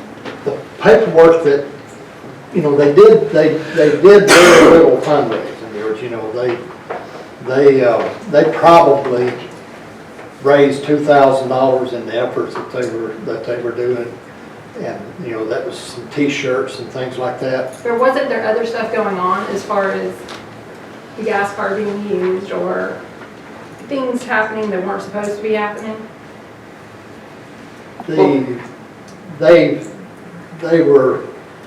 They were getting items from like the military truck and the Humvee, things like that, they were traveling distances No, that's not what I'm talking to about. get that. What are you There were talking times that Stacy was using the gas card for a car wreck. And there were things that were going on that shouldn't have been going on that nobody talks about. And is there going to be accountability for the old police chief and his wife, if necessary, to at least answer for the things that went on? Or is it just going to be one of these, oh, I don't know? Kelsey, that's something that I personally pushed for, and I know there were that. other That's members the that were reason I'm pushed for it, bringing it but up. I got some very nasty feedback from people just to let it go. He's gone, let It it go. shouldn't be let go. It's cool. No, The thing you is, this shouldn't problem's get gonna nasty follow, feedback. And it's gonna go to Pickens County because nobody says anything. And it's not just that, there's just all kinds of crap that always goes on. And I know a minute ago you said that somebody told you, that this money was used for SPOS funds, or, this is for, who's telling you that? Who told you that? No, but I mean, I'd like you to say who told you that. That's true. The mayor told us most of the time Of what? Okay. that it would come out of SPOS money, not general funds. That was on the police department. That was also in the community building, and we had to try to straighten it out because it's. No, in the community center, it came out of SPOS funds properly. Is that not true? No, we had to change it, didn't We we? had to change it. Which? The community building SPOS money was considered improperly spent, but we had to take steps to change the title or to include it. That made it more clear, I believe, that it was an appropriate expenditure at the time, given the nature of the Clarify. bill, until we could take some action to clarify. But as a city manager, wouldn't you know that SPOS funds are allocated for certain items and they have to be used only for those items? You can't take it out and put it back. It's I'm like well if it's- aware of that. Then why would it have been done? We spent we bought the community building out of SPOS funds, and we didn't realize that there was a problem with it until Tacie Jo raised those issues. I think No, that's on what many we're talking about, occasions, is that was clarification. spoken here in council meetings, on many occasions. What was the problem with the new community center? I mean, I'd heard rumors that it was done illegally, but that's just a rumor, so. Jeff and I consulted on that because I questioned whether or not that was a proper use of SPOS. And he and I had a conversation about whether a community center was part of the park and recreation improvements. And so what the Where is the clarification- community center? Across the street from the park. It's the old Rebecca Lodge. Oh, okay. So the clarification that Jeff is referring to is the fact that the boundaries, and correct me if I'm wrong, the boundaries were redefined so that the actual boundaries of that park now include the community center, so there's no question. Oh, It was going to cover. be used Okay. for that. It was just now, instead of assuming that it would be used for that and taking someone's word for it, now it's legally part of the park. Okay. So is there gonna be any resignations over this? Well, I mean, it's like if you were put in this position and Yes. things keep getting screwed up, then maybe we need somebody else in that position that can. I have nothing against you, don't get me wrong. I think Yeah. you're a nice person. This is We've nothing had nice personal. conversations. But I think in this position, you know, you have to know right from wrong and you have to be able to I make. fully realize right from wrong, and I have done nothing wrong. But you have to work with people, like the city clerk that we had would do nothing that I told her to do. Always blame somebody else. Take some responsibility. I'm taking full. Can I ask No, you which don't. clerk? No, but I That's think you the said problem. earlier too that you weren't Which a check clerk would signer. you pay You for run so checks, many of and I them know- every I'm- time we I was get just one, they get wondering one. which I know one was one time refusing he- to one do of her his checks job. came home and it She had your wasn't. signature on it. Because I took it to the bank. That was like, again. I mean, he's just saying that You one, said I a just minute wanted to ago know you which. were not a check signer on those accounts. now you- And the one of city- his checks that came home, I'm Mark White, one of his checks that came home had your signature on it. Because I'm the one that takes the stuff to the bank. And I see who signed whatever check, just out of curiosity. But you made a statement a minute ago that you were not a check signer. They won't take my signature at the bank. Then why would you sign the check? I don't recall caught signing a check. I don't recall, or it's someone else's fault, or something's got to change. I mean, this isn't cutting it for me. We haven't been here long, but, you know, we pay taxes. And this is not cutting it. Something's got to change, whether that means you resign and somebody else comes in. And I'd also like to know how you ended up in that position. We had a city manager, Brandy, whoever it was. Absolutely. And now that you're the Renee. mayor and you're the city manager, and Yes. everybody that There does is all the no- accounting stuff is supposed to. There is no appointed, there is no city manager. If there's no city manager, though, the mayor takes that. The mayor takes that. No, the city manager was given some of the mayoral and council duties. Without a city manager, those duties are all held by the mayor and council as they originally were. Okay, but if the person that's currently in that job can't do it, then maybe we need to hire a manager, so to separate other positions. That's a good old boy of old Nelson mentality. I know. But people have Continue to on, question Patsy. or it won't change. 004, yes. 2015 004 is where they're. Okay. Mike has a question.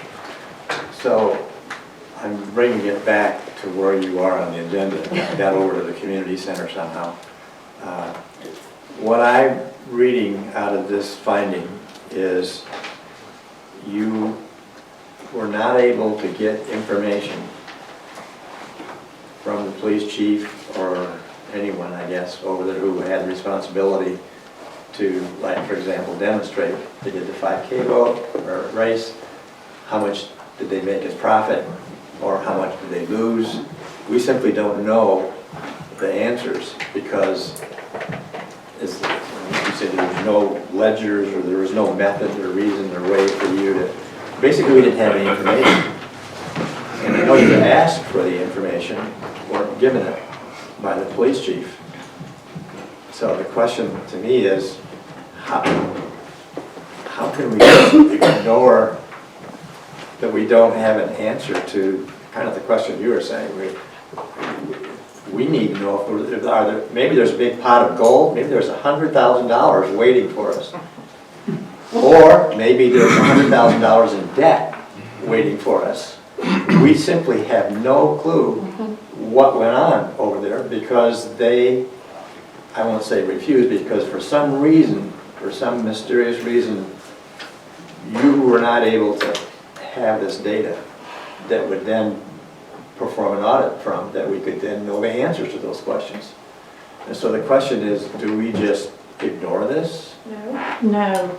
I think as a I council, think the you answer make, is no. as a council, you make that decision. Yeah, it's a council, it's a decision of the council as to what you want to do. And I will clarify that I did request records and I was given incomplete records and very little. So what I found through my own investigation, as in calling the bank and running down records. I have some records, but they are very sparse. So there were a few things, but we weren't able, for instance, you're asking about the 5K. If a city has a fundraiser or a department of a city has a fundraiser, you have to be able to account for the number of entrants, how much they paid, what your expenses were, and what your bottom line is. And we have some entrant forms, but they're in the same file over 2 different years. And so we just didn't have complete information to conclude whether we felt like this 1462 was exact. And you don't know, well, some of it dealt with cash. Maybe the entrance to the 5K, some of them people pay cash. And did that show up in the bank account? We don't know that. We don't know that. We really don't have any information. And it was like the police chief just left Dodge. I mean, do we need to ask him to come and talk to us and explain? I'm sure there must be a great explanation on why there's no information.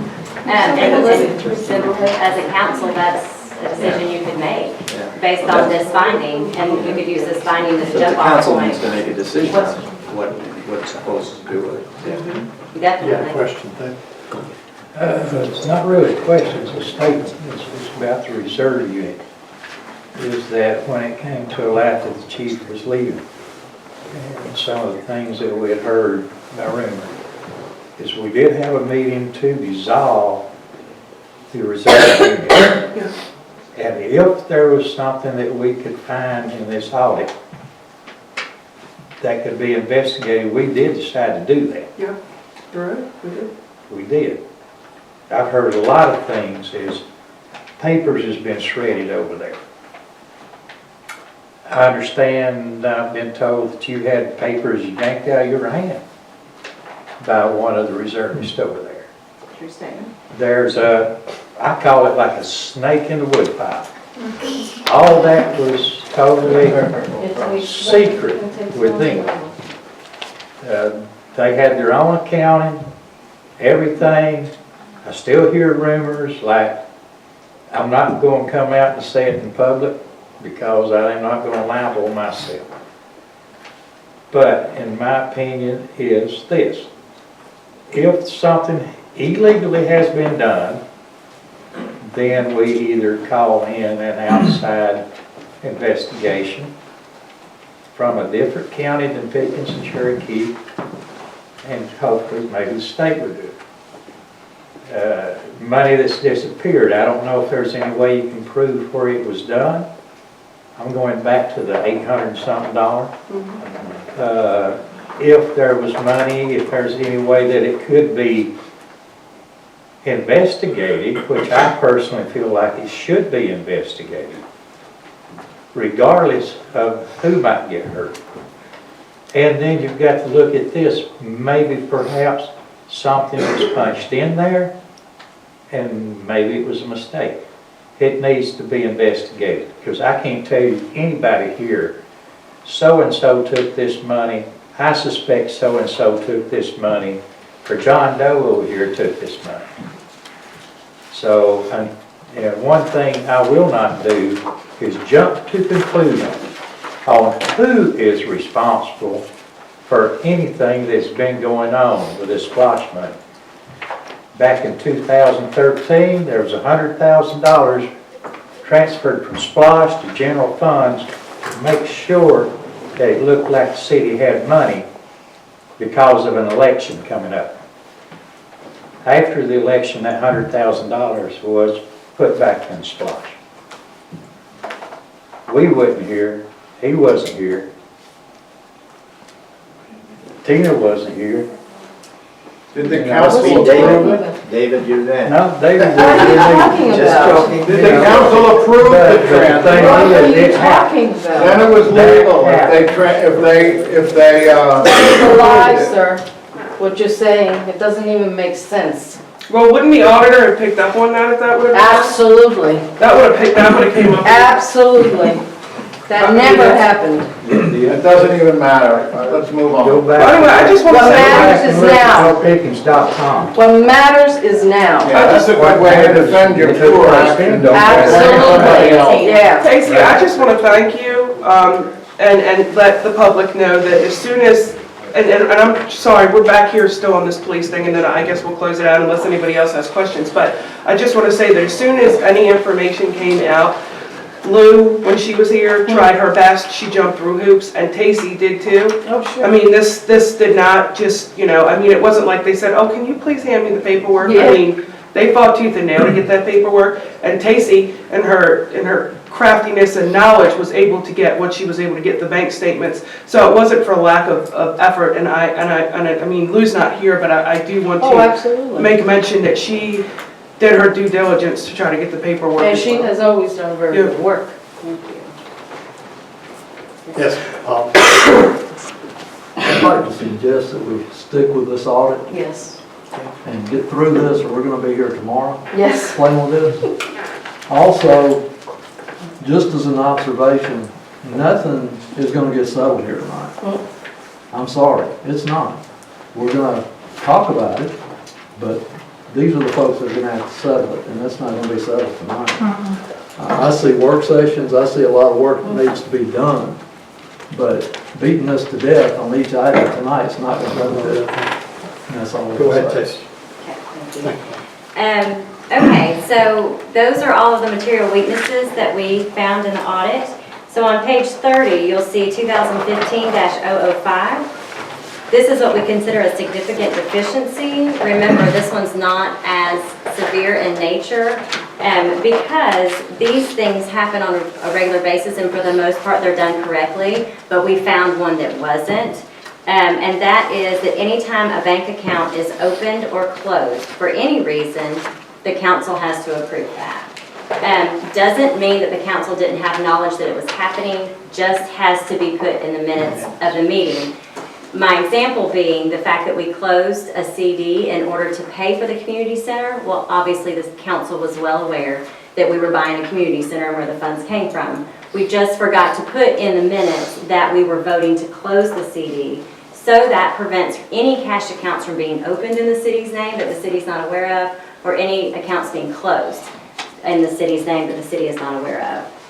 So we had one new checking account opened, and because we had a new SPLOST referendum come into effect. Obviously the council knew we had a SPLOST referendum, we just didn't get that checking account approved. So this was just a reminder that any bank account activity, whether you're opening them or closing them, simply takes a council vote on an agenda, and it has to be in the minutes of that meeting.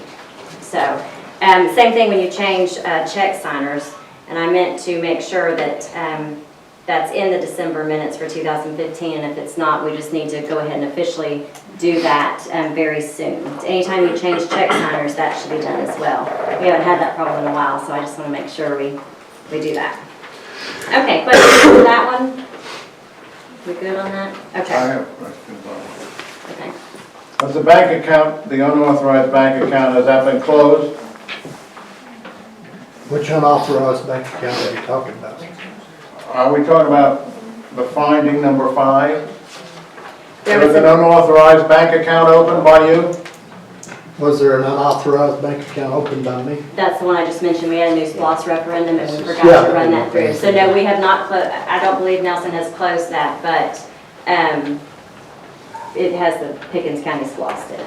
Has it been closed? Why would it be closed? We're still getting deposits from Pickens County. What she was saying was it had to have council's approval to be open, and didn't have the council's approval to The be council open. still hasn't approved it to be open. So has it been closed? Well, she just said that we need to correct our minutes from Just from include December it, just to, include it That's in a your next difficult meeting. question. That requires a yes or a no answer. The count, so it's still open. It's still unauthorized and it's still open. it's not. Is there any money in it? Yes, we got money coming into it every month. It's the Pickens County SPOS, you said? Okay. Is it in the same bank that you know, that the city normally uses? Yes, it Yes, is. it is. It has check signs. Okay, those are all the significant deficiencies. Now we're going to move on to instances of noncompliance with state law. Number 2015-006. We've already alluded to this comment tonight. OCGA 48-8-121 states that SPLOST, Special Local Option Sales Tax proceeds, shall be exclusively used for the purpose specified in the resolution or ordinance calling for the imposition of the tax. In simple terms, that means whatever they put on the ballot and you vote for it, that's what they have to spend it on. So we did have some projects that did not meet the referendum items, and we have talked about this. This is the $15,681 that we are now saying general fund needs to repay to SPLOST fund. I will mention to council that this is through June 30th. So if any of these projects, which I think they did, spilled over into fiscal year 16, we need to look at those, and we need to come up with a dollar amount that also needs to be transferred from fiscal year 16. Obviously, I haven't looked very closely at fiscal year 16 since I haven't audited it. I just noticed going through my subsequent event review that these items had occurred. I don't even have dollar amounts. I just know that they have occurred. So we need to do that, and let's just do it all at the same time. So these need to be transferred back. Questions on that? Why was it transferred? Was that not something the council should have approved as well? I guess I'm just trying to figure out what the point in a council is if somebody's just making decisions without them. This comment doesn't say that council didn't approve these necessarily. My comment is it was spent incorrectly. Okay. So there were, it was the police department renovation, is not an approved project, and then there were some items. It has to be large projects and big items like track hose, equipment, vehicles, or a project that's on the referendum, such as sidewalks, streets. You know, it has to fit into those categories. So it can't be any vehicle. But if public safety vehicles is on the referendum, you can buy a police car with it. Does that make sense? Can we find out where that money was, what it was spent on, since it was spent incorrectly? Sure, we have a schedule that shows each individual transaction, but predominantly it was on the police department renovation, and then we erroneously spent out of the SPLOST fund because we thought we could. Right, and so we've looked at it since and decided that it's not an option, so they're going to pay it back. And there are a few maintenance type items, pumping a septic tank and like little things that are not project related that were spent out of there, and those will be paid back as well. Okay, how long did they have to pay that back to the SPLOST money? To the SPLOST fund that they took it from? My recommendation is to pay it before I come back to do the audit next year. So by June 30th, it needs to be repaid. And in order to prevent this comment again, whatever was spent incorrectly in this fiscal year that I have not audited also needs to be repaid. Okay. And to what the council has discussed on it with Tracy, is to keep us from being out of money in our general funds. We want to talk to the state about making payments to them and try to pay it off by X amount of time. Don't know if we can do that or not, or if it's going to be necessary or not, but we don't know how much is going to come out of general fund. But hopefully we can make payments to the state, to the SPLOST. It won't be made to the state, it'll be paid from the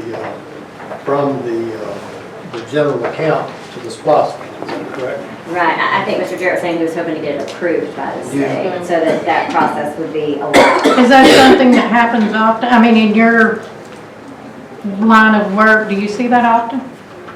Where money is taken, I guess, from Peter to pay Paul? I'm not going to say that it's my opinion that it was taken from Peter to pay Paul. Right, I understand that. But I would say that SPLOST is a very black and white subject.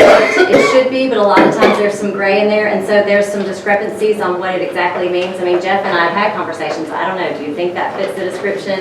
Some of these referendums are vague. So yes, sometimes auditors come in and say, that's too gray. Okay. I don't like that. But if Does it's it pretty have to- black and white, it shouldn't be such a big I problem. feel like it should be, but it's the same, a park and rec improvement. Okay, what constitutes a park and rec improvement? And I think that's why your plans for SPLOST should be backed up by a capital projects plan, and you should just have in black and white exactly what you plan to do with your SPLOST. Right, just not taking. But yes, has this happened in other cities I've audited? Sure. Sure. Okay. Making sure that I didn't. Okay, we're on 2015-007. This also relates to SPLOST. OCGA 48-8-122 states that not later than December 31st of each year, the governing authority of each local government receiving any proceeds from the tax under this part shall publish annually in a newspaper of general circulation the SPLOST schedule. I'm going to just summarize that for you so that you don't have to hear me read that long paragraph. But what that means is I pointed your attention to the schedule on page 23, and that's your SPLOST schedule, and that's required to be published before December 31st by state law every year. So what I tell my clients is, get this schedule from me, if you're a June 30th year in, get this schedule from me and just get it in the paper before December 31st. The state law doesn't specify what months you have to report before December 31st, as long as you're publishing an annual account of what you spend in SPLOST. So this is acceptable as in line with that regulation. So you just have to publish that for the public's knowledge. Does that schedule say it doesn't reconcile? But it doesn't reconcile. It doesn't reconcile to capital outlay, because some of them don't qualify under the capitalization thresholds of the city. So your total capital expenditures are not going to tie to your SPLOST schedule because your capitalization policy is different than your capital expenditures. That's a good question. Okay, so any questions on that one? That's just simply needing to publish something in the paper, but it's got to be done. I think there's more to it than that. Basically says that the city has a website, maintains a website, a simple non-technical report will be prepared for each project. Ordinance got to demonstrate the original cost, current estimated cost, if the original cost wasn't standard. I mean, there's a whole, it's not, I don't think it's quite simple as to just, as I read this, posting it down there. Because what we would have to do is go backwards and track all the projects that we spent money on with SPLOST that were completed or not completed, or if we abandon them, we have to acknowledge that as well. What I see is and I want to, this isn't exactly an answer to your question, but I prepared an agenda item back in February for the city council, and basically asked, well, what it is, could you give me a paper and help pass those out to the world? The rest of you has already seen this because you know, except for David. Yeah. Because I want McNiff to see one too. Give me a copy, I'll give it to David. He's got them all. He done took it off. Basically, it's, if you could request the mayor to develop, excuse me. It says immediate implementation of the annual 2014 SPLOST reporting requirements per the special local option tax statute, and it has it all referenced, and it has a whole narrative of what the code said. The council voted unanimously that we would do this, except we never did it. And all I'm trying to demonstrate here is that the council, in this case, took the initiative and laid out an action plan, and if that had been followed, we would not have this finding. Sadly, thank you, Jeff.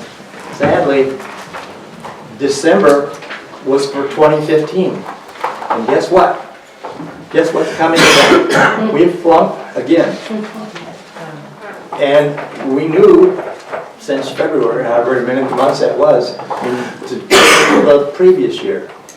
So what I'm saying is that if there was an effort made by the council in adopting this agenda item to specifically address this issue, it should have an explanation as to why it's happened when you had this sort of written direction to do it. And it's kind of disappointing. That wasn't a question, that was kind of a little oratory. Yeah. Very good. Shame on us. Yes, shame on you, yes, absolutely. Council took action, nothing happened. And it will never happen. Well, it wasn't the council didn't try. Absolutely, no, I was here. Could I make a final comment on this subject? There's a section in each month's agenda that says old business. When you do something like this, and it doesn't get done, I think that's a good candidate for old business, to get back on the agenda and get corrected. So that didn't get done either. Can I ask why it wasn't done, if it was approved to the council? I don't have an answer. Because 2 people or 3 people can get it done. It has to be all of them. So You it's just, understand what I it's just mean? a constant turmoil It that's is been here. absolutely, forever. Yeah. it starts with him and it ends with him. Okay. Last finding. Material violations of finance-related legal provisions. Again, this is the local maintenance and improvement grant. The Department of Transportation provides cities with, pretty much it's a maintenance grant to make repairs to roads. There's some reporting requirements and a match requirement, and we did confirm with Department of Transportation that those requirements have not been met. We've talked to the mayor about this, and I think that he's in the process of trying to come up with this. It's already been corrected. Okay, right, okay, at the time we were gonna try to find this information. It's an oversight. This will cause the city not to get this money in the future. So it's very important when we have any kind of grant monies that reporting requirements, match requirements, every tiny component of that contract needs to be reviewed and complied with, because they will opt to not continue to fund the city if we don't do that. Is that something the council should do? Well, it's a citywide effort. It's really should come out of the finance office, and it should be given to the mayor and council to follow. So yes, it's a citywide compliance issue. Whoever is in charge of picking out projects for that grant, applying for the grant, receiving the grant, and spending the grant, they should be aware of these. And So it was spent, are you saying I'm not saying it incorrectly? was spent. I'm not saying it was spent incorrectly. I'm saying there were requirements that went along with the receipt of that money that weren't followed. It doesn't mean it was incorrectly spent. Can you say, name like an example of the requirement, just so I know? The where city you're- has to match 30% of what they receive. So they have to prove to the state that they have matched. So if the state gave me $1,000, I've got to match 30% of that. So my Okay. project has to cost that $1,000 plus 30%. And I have to show that I have skin in the game. So I put some of my cash in it too. Okay. Does that make sense? Yes, and that that can be wasn't in happening. kind too. So if I let Joey do all of the work and I can show that his labor was paid for out of the general fund, you know, there's all kinds of different requirements. Now, I'm not going to tell you that that's what we should do with Little Nig. I'm just giving you examples of Right, the grants. yeah, that's all I just And wanted. then there's also a reporting requirement. So you're supposed to give them an initial set of projects, and then an update of projects, and then a final list of expenditures for the projects you submitted. Once they get that final list, they mark your contract finished and they send you the application for the next year. But that's not happening, or that did not happen It had not here. happened at June 30th. So it was brought to the mayor and council's attention, and they have worked on fixing. But it has been corrected now? So we paid the match? Oh, yeah, You have to never was a shortage as far as making a match. It's just that you've got to report to the state how you did that. Okay, so this match, does it go to them, or is it something we're supposed to put in a separate account? We can have, if we have work done like the street that we paid in 2014. You know, we did a lot of ditch work and, you know, work over as far as cleaning off along the road and things like that. That goes as our match. And, you know, our match was made and has been reported to the DOT. What most people show, for instance, if you have a major paving project and you're going to use your LMIG for it as well, they show that you're putting your own SPOS money with it, and that shows that the city's putting their own money in it. So it's a reporting requirement and a match requirement. What you have to be really careful about when any match, and I'm not talking about this grant, just in general, is that you don't, there's certain things they will let you use as match and certain things they won't.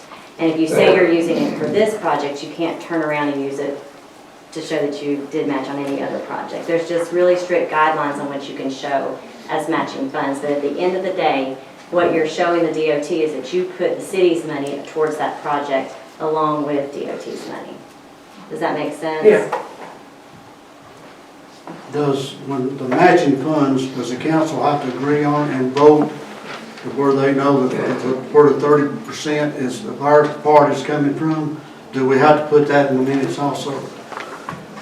I would say that if that wasn't part of your original budget, then it would be a budget amendment of sorts, and you would have to earmark those funds. So it should have been part of the planning process and put in the budget. And so whatever maintenance went along with this grant, that would have been part of the whole overall grant application process. Okay, DOT says we can have approximate, and they give you an approximate amount, if I'm correct, that you'll be receiving. Right. And then you send back a list of, okay, I'm gonna pay this, you know, 1/10 of a mile of Pickens Street, and you can list your streets. And when you list those streets, knowing that DOT is giving you $10,000, you should put in your budget your 30% match to go towards that. And that's how council should approve it. So it should have its own line? I think it's clearer if you have your own line, but that's not necessary. I mean, it's not necessarily has to have its own line. It should be in its own line item in the Highways and Streets Department. Yeah, that's what, okay. But it shouldn't, it doesn't have to have its own budget appropriation department line. But it should be included in that Highway and Streets budget. But Yeah, because that's what element normalized. covers, correct? Okay. Well, if we done sent the response in and everything, did the council go back now and put it in the minutes by voting to do it that way? Should that be done? I'm just trying to make sure we're in compliance. I think it's always a good idea for the council to approve anything that has to do with grants or grant funding. The council should approve before we even apply for a grant. The council should do a resolution giving someone authorization to approve to apply on your behalf. And then the council has to accept a grant. So even though you're given an award, the council has to accept the grant because there are stipulations that go with grant money. So the council should say, okay, we do accept that, and we realize we have a 30% match, and we're approving that. So yes, it's best if that goes through. Well, I was wondering if this response had been sent in already, but the council didn't vote where this money was going to come from, or had no, it wasn't registered in the minutes about our 30%.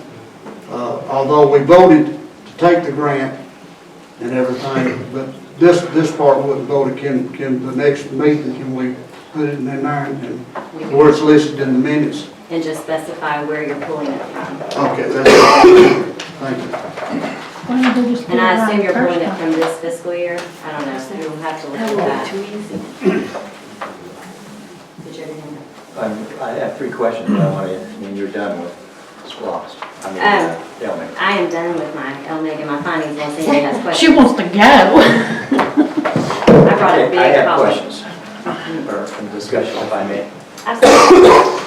So, I passed out a little thing, I gave you the wrong one, and if you read it, it really talks, that the whole agenda was really about bringing monthly financial reports to the city. And that's what you have in your hand, so I won't pass it out. If you want this, if you want the one on the other, here it is, and if not, I'll just hold it here. But here was, I have 3 questions I want to follow up with you on. before I want to do that, though, I'm kind of trying to take a look at this overall audit and what it means, and I'll use the word, title of my little narrative here, but what does fiscal mismanagement look like? And I'm going to go back to the budget, back on your audit, find on page 18, where we had expenditure overruns, 14,000 for general administration, 9,000 for public safety, 25,000 for roads and streets. That's a lot of money of overruns. I mean, you have overruns, everyone, I mean, things happen, but that's past, to me, that tells me that we don't have, either we didn't make good projections, we didn't make good estimates, there were some amazing surprises that happened. I mean, but that's just ridiculous to me in terms of the budget, in terms of we should not be overspending that much. The other side of that, on the collection side, and this is not in your audit, but 2-3 council meetings ago, our previous clerk pointed out to us, we're $5,000 on uncollected delinquent sanitation fees. So we have errors on spending too much money. We have errors on not bringing it in. Which is bad to me. I mean, this says the budget system that we're doing needs some repair. There's some challenges here.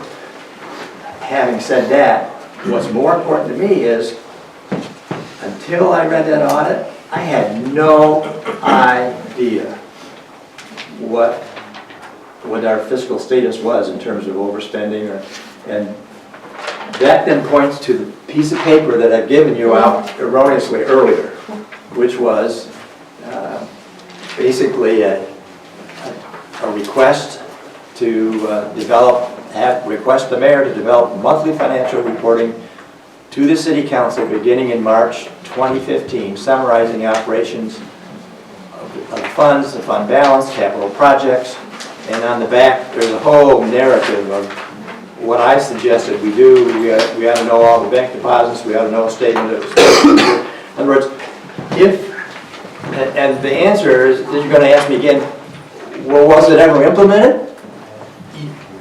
And don't ask me why. Just know, again, there was an initiative on the part of the council to try to understand what our fiscal on a monthly basis is. And it somehow never progressed to providing monthly statements, so that I should have never been surprised. $14,000 of general fund, general administration, $9,000 of public safety, and $25,000 of roads and streets are overrun. Because if we monthly, if we would have had that data, we would know. We would say cut back or go after the sanitation fees or whatever. We never, as a council, were given, in my estimation, good information to be able to manage the fiscal operation of the city. And it wasn't because there wasn't an effort on the council to ask for it. The second part is, and I'm looking at fiscal management as I see it, I'm looking at the capital improvement, the 5-year capital improvement program. It's inaccurate and incomplete data. The adopted 2015, 2016 CIPs each are missing at least approximately $100,000 in the original revenue base to start from. And it's been adopted that way. So we're like missing $100,000 out of our budget to be able to make decisions. Project that over the next 5 years, that's $500,000 missing out of the budgets that we adopted. I don't know who we want to point to. Won't be me. He did not vote for it.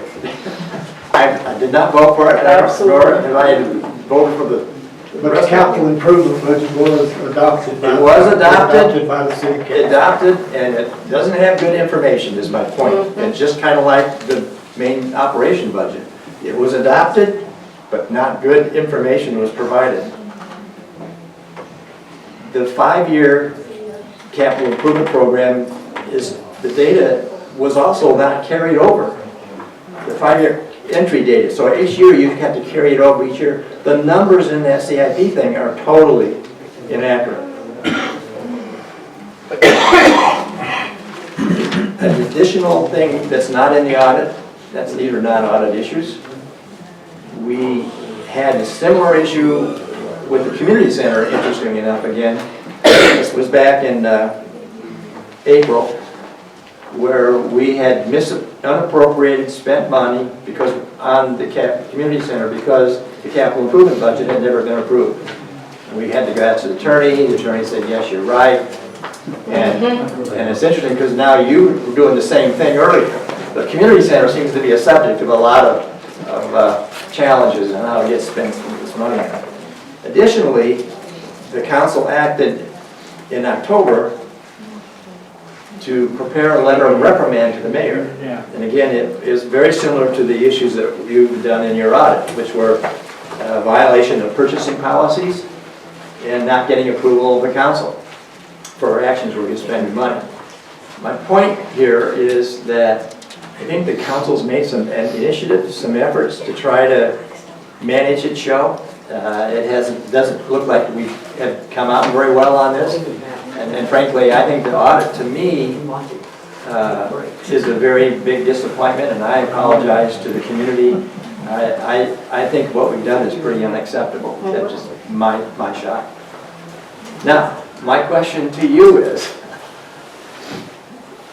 I'm not an auditor, I'm not a financial person, and I don't really have a sense of what 7 pages of audit findings means. And is there a way that you could, in simple terms, like a teacher, give me a grade, A, B, C, D, E, F? Where are we on this thing? Z. I'm asking her. There is no Z. You don't come back to school, She's right in the... I will say the same thing that the mayor has heard me say and the council members have heard me say, and that is that I have been associated with the City of Nelson since 1998. I've audited them for several years, and then I was actually a CFO of a city, and when I was a CFO of a city, I still did some consultation stuff with the clerk that was here, reviewed financial statements, did financial statements, so I was very involved. I worked on the city when they were in a receivership and didn't have their charter. I've been here through a lot of junk. So I have a vested interest in seeing the city do well. I feel like I have a long-term relationship. I will tell you that this is by far the worst audit report that I've ever had to give the City of Nelson, or that I am aware that the City of Nelson has gotten since I've been associated with it. Now, that's just in my experience in the years that I have worked in the City of Nelson. So 7 pages of findings is pretty excessive. It's more than I give typical cities. So it's definitely not a passing grade. How about that? I feel like your comment that you're disappointed as a council member is probably a dead-on statement. So I feel like it's unfortunately a really bad audit, but I also feel like, and we talked about this in our meeting, that if we'll take this audit and use it as a tool to build from, I think that's where we're at with the City of Nelson. I feel like we can just take this opportunity, let's set some policies, let's figure out how we want things to run, let's put them in black and white, so there's just no question. How do we handle this? Let me look it up in the manual. Oh, let me see what the ordinance says about that. Let's put everything in black and white so there's no question, there is no judgment, there is no gray. This is how our ordinance says that we handle this. And let's just follow it. And if you have to change ordinances to make it a workable situation, then you change those to fit the way you operate. That's why they make them ordinances. You read them twice and they become your law. So I feel like this was a bad audit report. It was a tough one. But I feel like it's a building block. I think we should take this, learn from it, let's set some policies, let's figure out how we want this city to run, let's just take a deep breath, fix what we need to fix, set some policies and follow them. I think that's, Thank you. as a combined group. Here's my second question. You're almost done. When we had our meeting with yourself, Jackie, the clerks, and the mayor, wasn't one of the findings, but you brought up a narrative which I thought was fairly illustrative, and I was just I thought you hit the nail on the head. And it had to do between two management styles, and I'd like you to kind of elaborate on your story, if you could, not for me or Jackie, but for the rest of the council and the community. And the issue, you framed it as kind of two different governance models and a transition that the city was going through. One model was, we call the good old boy.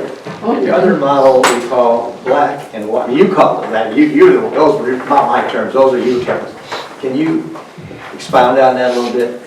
Well, just so everybody knows that I'm not picking on anybody, my exact word, because I do remain neutral, believe it or not. Yes. My exact words were, and this was here's my theory. I said, at some point, it's tough when you're a city this size to transition from the small town way to the good old boy system to everything being in black and white. But what I said was, we can't do it the good old boy way, but you know what, Mike, your California's not going to work either. So, what I want you to know is that I picked on everybody.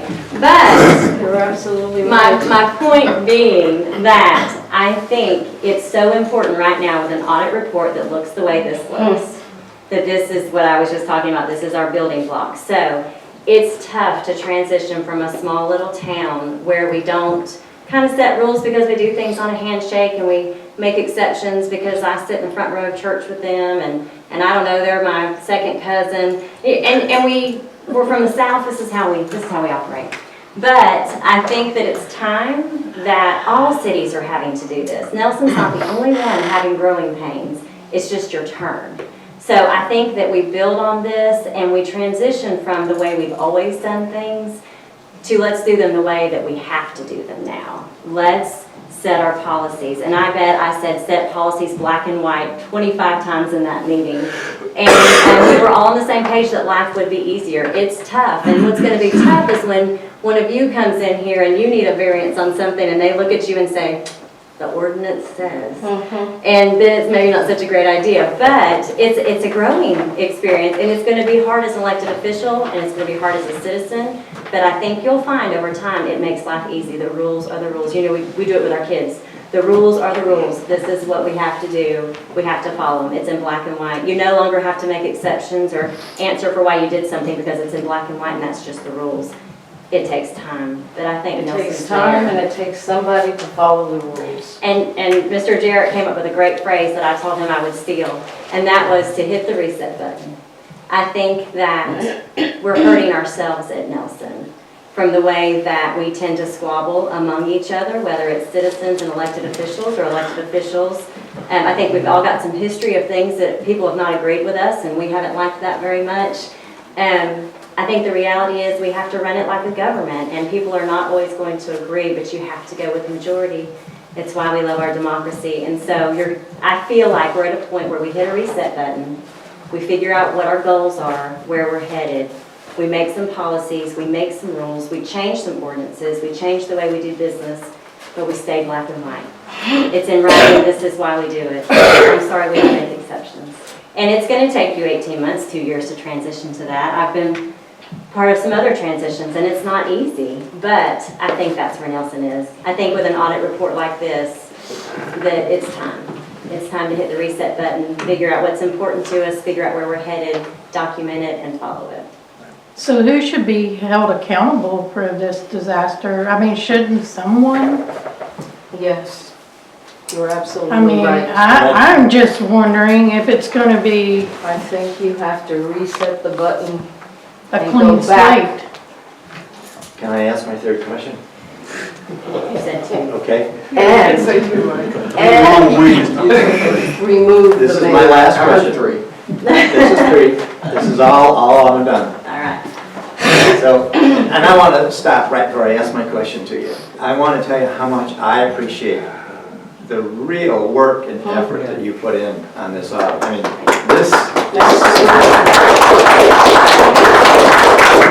good job. Now, hard question. So, if you were the city council and you're seeing the audit we just went through, what would be your plan of action? What would you recommend to the council that our next step would be? What do we need to do? I don't know if that's fair to ask you this or not, but I'm asking it anyway. That's a What hard would you one do? for her. That's a hard one for her. I feel You like, could ask me. I feel like a broken record. I could tell you right away. I feel like a broken record, but I just feel like, you need to figure out where you are. So, and this is what I talked to, I believe it's Lou that I had a conversation with. And that is, and I've talked about it a little bit to Miranda too, you've got to figure out where we are. We need to stop and take a deep breath. I feel like we need to figure out what cash is in the cash accounts. Miranda has spent 2 weeks trying to figure out who owes property taxes and who owes sanitation bills.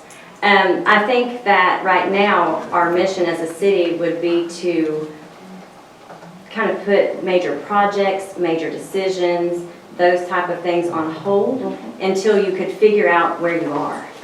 Let's figure out what cash we have. Let's figure out who owes the sanitation bills and who doesn't. Let's see if the software's glitching, if the software's not. Miranda struggled really hard with that because there's some issues. Now granted, these are just my opinions. I don't make decisions here. I just audit information. But if I were sitting on a council, I guess that's what you're asking me, that's kind of what I would think. And it's a suggestion I actually gave Lou a couple months ago, and that is, let's figure out what's in the checking account. Let's figure out what we got. And then once we do that, let's figure out if our budget's realistic. Let's not be here in 4 months with me telling you your budget's not realistic. Because you know what? You're still struggling to get good financial information. So maybe you need to amend your budget. I don't know. I haven't looked at your fiscal year 16 budget. The capital projects plan has been an issue all along. Maybe we need to look at that. Like, let's get our documents in order. It may take us a month or 6 weeks, but then I think you could, from there, make some educated decisions on where you want to go. I also think it's really important that we don't wait until July to do the budget. I think you start your budget process in March, and we talked about this in our meeting. Let's start the conversations about the fiscal year 17 budget in March and April. Let's have some committee meetings and see what we really want to do, and the capital projects plan is part of that. So you don't have your issues with SPLOST and those kind of things if you just have it in your capital projects plan. Those are moving documents. That's what you have to remember. I'm not a real fan of amending budgets, but I know that real life means sometimes you have to. So I think you set budgets, but they're somewhat fluid. And it's up to the mayor and council to decide that, you know what, the air conditioner went out in City Hall. And so while I know the police department really wants a car, we're going to have to lower their budget and change the general administration's budget because we need air conditioning in July. So your budget's a working, moving thing. You can't just spend the money but not go along with your overall plan to meet your overall expenditures. So that would be my advice. Now granted, that's not part of my audit presentation, that's just, but that would be my advice. Thank you. Okay, is that the budget report then? You're complete then, right? Do we need to adopt this? Usually they do, don't they? I don't know that it's necessary, but usually this council It doesn't likes to. Okay, we've had the budget report. Excuse me. I want to say a little something here. I didn't want to interrupt her. But seeing how everything's went on this, notice Brandy Edwards is standing back there. And I want to thank Brandy Edwards for keeping this city afloat for so long. Jesus Christ, thank God. Thank you. Thank you. And I agreed to it when she was here and everything. Thank you. But, yeah, Brandy kept it afloat here and everything, and I do acknowledge why you left. I'm saddened that you did leave. Absolutely. But, I want to just tell you that. And another thing, when Dwayne Dim was here, I will say, we had a balanced budget. Absolutely. I mean, we all had, me and him, Jonathan, all of us had our differences, but we had a balanced budget. We bumped heads, but we come to some reality, and I want to thank all of y'all for that too. And now then, I would like to ask the whole community to fall in here and sort of help us straighten this whole thing out. We're going to need everybody's help. You know, when we do something wrong, remind us. You know, be here at these meetings and let us know what we're doing wrong, cause, hey, I wasn't born as I ain't even a politician, I don't wanna be a politician, but I'm on the council, I'm trying to represent the city the best I can, but the only way I can is to know what the citizens want. That's the reason that Thad and I work to give the mayor back his powers. You should never have done that. Okay, I agree, I'm ashamed. You should never have done that. I'm ashamed That's of your your deed. opinion, not And mine. his opinion too. But I'm just saying that, I'm not that's the talking reason. about It's not in control, ma'am. Oh, no, it's not. But anyhow, I wanted to thank the We're people gonna have public that, speaking. I felt like, because the whole community, it don't matter if it's Laurel Lake or Old Nelson or whatever, the whole community's gonna have to start coming together and working together. We can't have all this feuding and fighting and fussing, and we gotta get things under control. That's just all there is to it. Yeah, but that's been going on for Yes. years, Oh, yeah, I know. years, And I'm down here thinking, It's not oh Lord, gonna maybe I can change. get everybody to getting along, and more than I'm ready to It's not gonna sign happen. out myself, you know. Have you considered But- annexing out? Yeah, if they let me annex my house out, I will. Okay, that's what I wanna do as well. Yes. Yeah. And I mean, That would be a very that's, you good know, idea. serious. But the thing is, I wanted to thank these people, because when Brandy left, she left so abruptly, we didn't have a chance to thank her for all she did for the city. And now then, seeing everything that's involved in it, I wonder how she did take care of everything herself. Because it was left in our hands and we blew it. That's just all there was to it. So, but I appreciate y'all. I just wanted you to know that. Thank you, Jackie. Are we having public comments? We need to vote on the, accepting the audit We've got to report. accept the audit. Do we have a motion? I make a motion to accept the audit. Do we have a second? I'll second the motion. We have a motion, second, all in favor of accepting the audit, raise your right hands. It's unanimous, accepted as of today's date. Yes. Okay,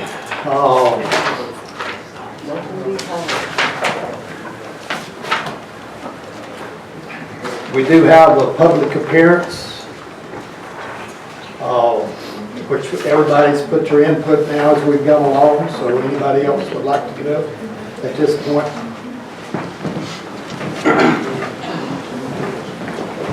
1 Chronic 1007 Laurel Lake Drive. I believe the council was given this packet to begin with, is that right? No, I think McNeil runoff concept and Mayor wouldn't. Oh, it wasn't letting him do it. Okay, that's fine. Everybody, I'll make sure everybody gets it in the email. The thing I want to talk about was this page right here, which has 2 charts on it. 2 charts, and I'll give it to anybody that would like to see these charts. These charts were a brainchild of Miss Paula Campbell when we first came on board, when she sat down with us and said, here's where the city is financially. The city expends this much money in a year and takes in this much money. And she tracked it for I don't know how many years and showed us where basically we were at the crossroads. Where the money that the city was spending was much more than what the city was taking in. And the city for years was bringing in money from the reserves to just function. We came in and we tried to fix that. And if you, and like I said, I hate y'all weren't given this charts or weren't allowed to see these charts. Can we make copies of it? Yes, We have copies. No, I've got copies. But the mayor didn't want them to be distributed. He came in and wanted to submit this early without any overlook or anything to as far as what's going on or anything like that. Would you like me to? Well, this is like the council copies out of my office. Miranda, matter of fact, if you will. He had, you got it. I'm sorry, going. I assume that. I want to see the pretty picture. I assume at least the council would be allowed to see.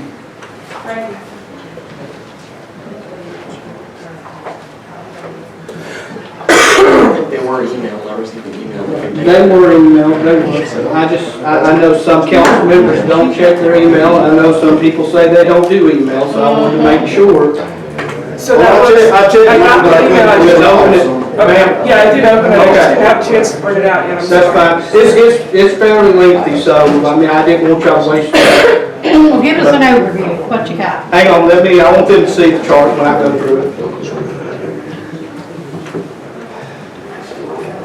gonna take her forever.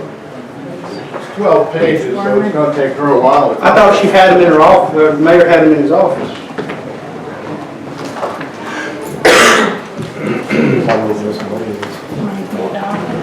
I just need the first page. It's going down, so spend it on. You just made the first. I just need the first page, yes ma'am. Mark was sitting next to me. Is this what Bill set out in the email? The questions or something else? No, this is something else. He did a study and it shows, by charts that you could,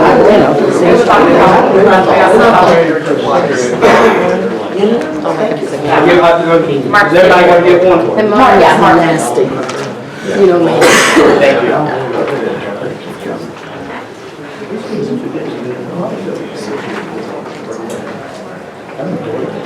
She did No, I don't have much, I just want to do this. Didn't know, it's a crime to hand out these papers to the council.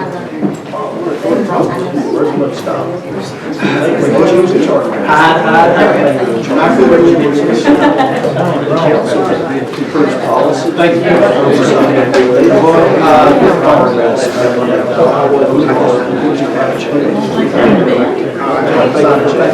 Yeah, I want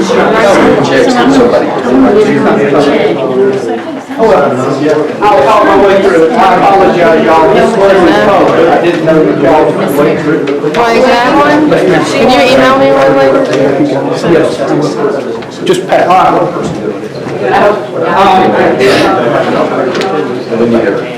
I apologize. I had anticipated this being covered, okay? If you go with me for just a minute, in the first chart, it shows the actual revenue that you brought in versus the actual expenditures you spent. And it's gone from fiscal year 2010 all the way up to this fiscal year. If you look in 2010, and I apologize, these are not in color, the top line is expenditures, the bottom line is revenue. So you can see in 2010, 11, right up to 2012, the city was spending a lot more money than it was actually bringing in. The top line is how much they spent, the bottom line is how much they brought in. In 2012, 13 and 14, you can see where that completely reversed itself, where the city was bringing in much more money than it was spending. And I know you said that's not a really good thing because we need to spend exactly what we're supposed to, but under the circumstances, for 2 years, the city brought in a lot of money and did not spend a lot. You can see what's happened since 2014. Those lines are converging again. The city is at a point now where there's no wiggle room. There's no wiggle room and say, well, we came in under budget, but we really overspent $34,000, but we made more than we thought we were going to, so really we came in under budget. There's no wiggle room. You can see that's going to happen, and it's going to happen to where you all of a sudden become what was happening before. You're spending more than you're actually taking in. You can say we're going to take this much money, but what's actually coming in, you're about to start spending more than what you're bringing in, okay? Look at the bottom chart, and that's the last one. This is expenditures, how much you budgeted versus what you actually spent. How good were you with your budget? How good were you? Did you actually spend what you said you were going to spend from the budget? Notice how those two lines stay pretty close together except for the last 2 years. Over this fiscal year, this audit right here, fiscal year 15 into 2016, you can see that top line that goes over, that's the actual how much you're going to spend. You're going to continue to budget this much at the bottom line, but you're spending this much. You're going to be in a deficit, okay? Now, I didn't dream this up. I used a line of regression to figure out these projections for 1 year. I also used the fact that y'all were over 34,000 this year and used that as a model for the next year. That, hey, what if y'all keep doing what you're doing? Okay? So I can't say, all I can do is what I know, which is math. I'm not financial, I'm math, okay? So all I'm saying is y'all are back to where it was before. Y'all are at a crossroads to where what you are actually bringing in versus what you are actually spending, you're almost past it, okay? So it doesn't matter what's being said that, hey, we brought this much money in. You weren't expecting that much money. You lucked up, okay? You lucked up. All right, that's not going to always happen. All right, when the budget process comes about again, it needs to be done a little bit better than what has been done in the past. And we're just going to throw numbers on a piece of paper and see if they'll stick on it, okay? Because I know for a fact that's pretty much a lot of the stuff that's been done. Y'all are going to have to take control of this, okay? The council's going to have to take control because ultimately the council's responsible. All right, I'm just saying this because I know y'all are responsible. It's all going to come on to y'all. And the more times y'all keep raising your hand for everything, the more culpable y'all are going to become. All right? You need to think about that when you just blindly go in and agree with everything. That's all I've got. Thank you. Who's next?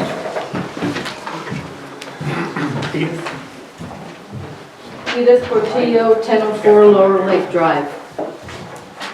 I have several points I would like to make. I had the report days before, so I'm not going to comment what Dwayne said.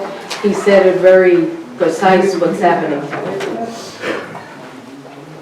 And he prepared an explicit chart so everyone could see in detail the situation of the city. Although the prior council left the city's finances in good condition, so much so that our audit was deemed good. The mayor, in an article in the paper yesterday, Dennis, by the way, it was a good article, is still blaming the prior council and even Erica for the city's financial problems. I ask you, Mr. Mayor, when will you take responsibility for your lack of competency, blaming everyone else for your shortcomings? What is most scary about this whole thing is that we do not know what you have done from July 2015 to date.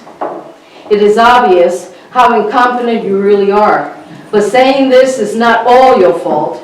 The audit states very clearly that all of you up there are the final responsible body who took an oath when you were sworn in to do the right thing for the citizens of the city of Nelson. So you all are misleading to the public as he has been.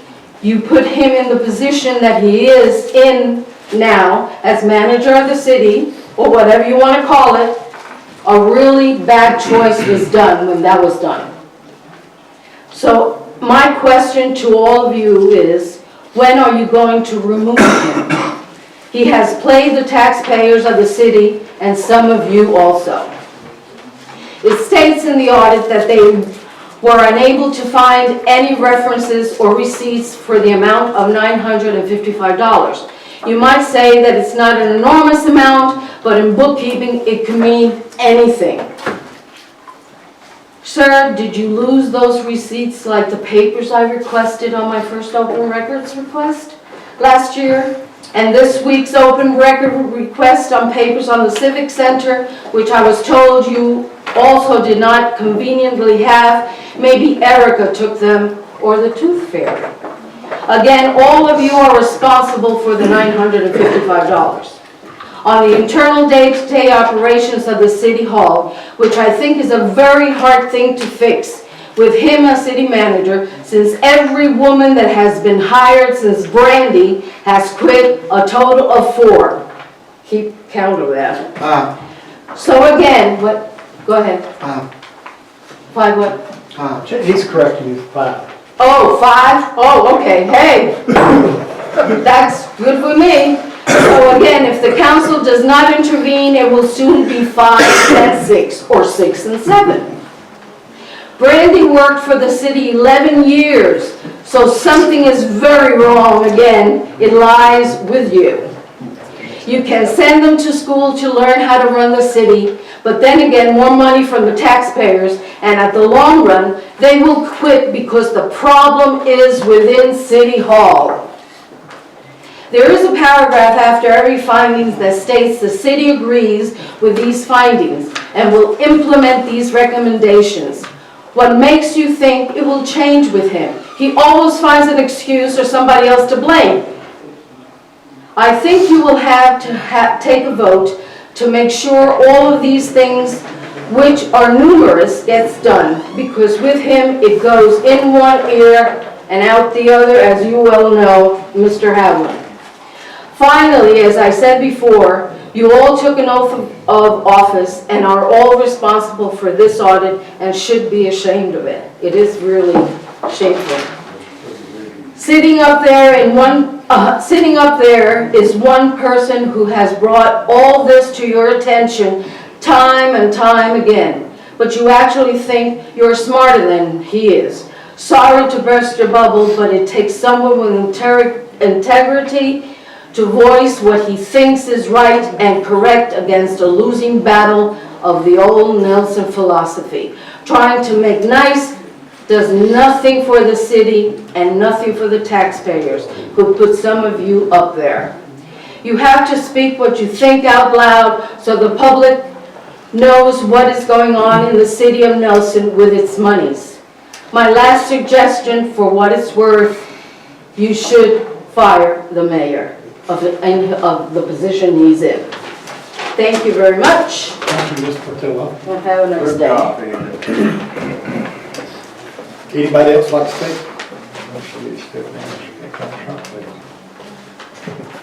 I'm sorry, I didn't hear you. Oh, I thought you were speaking. I'm sorry. He speaks under his breath when I finish. He was trying to reference a Oh. that you had Oh. to get a jag. Okay. I'd like to say something, Larry. Yes, go ahead.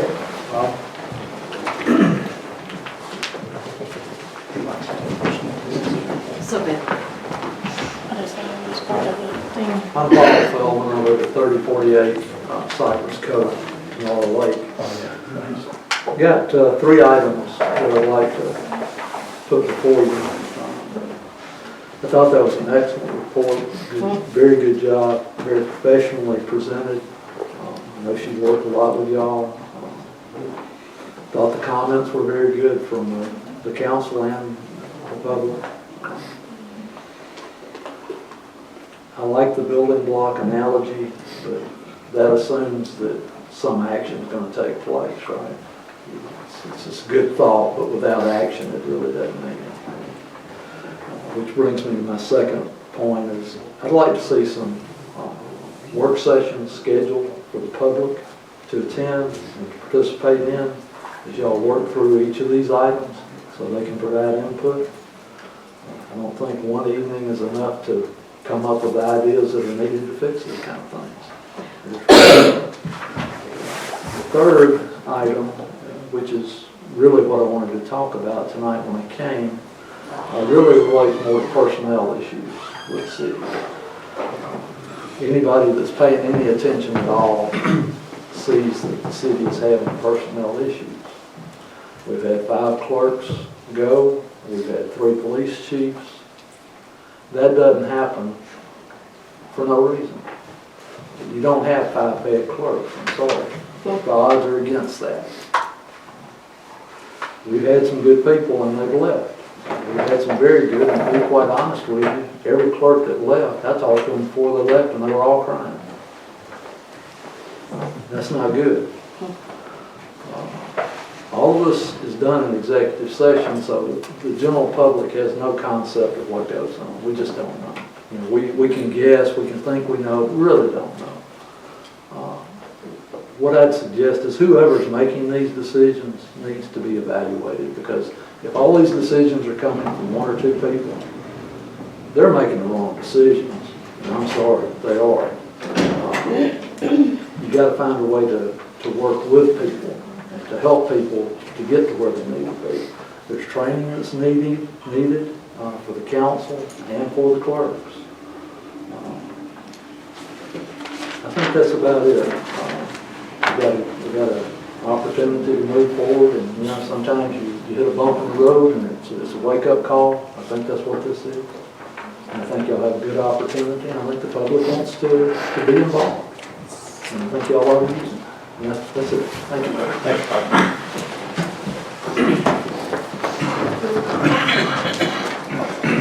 All right. Okay, I guess what we will do now is adjourn to the work session upon the motion, if we get a motion to adjourn. A second. Motion to adjourn to the work session. Okay, we got a motion to adjourn to the work session. Well, we got a short work session. You want this? My pleasure. You want my signature?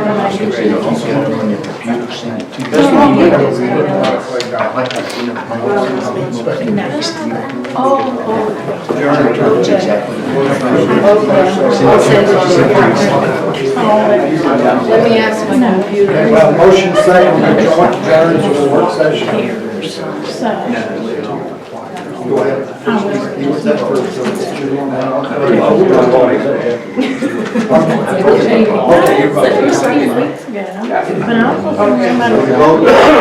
Okay, vote, raise your right hand. Meeting's adjourned to work session.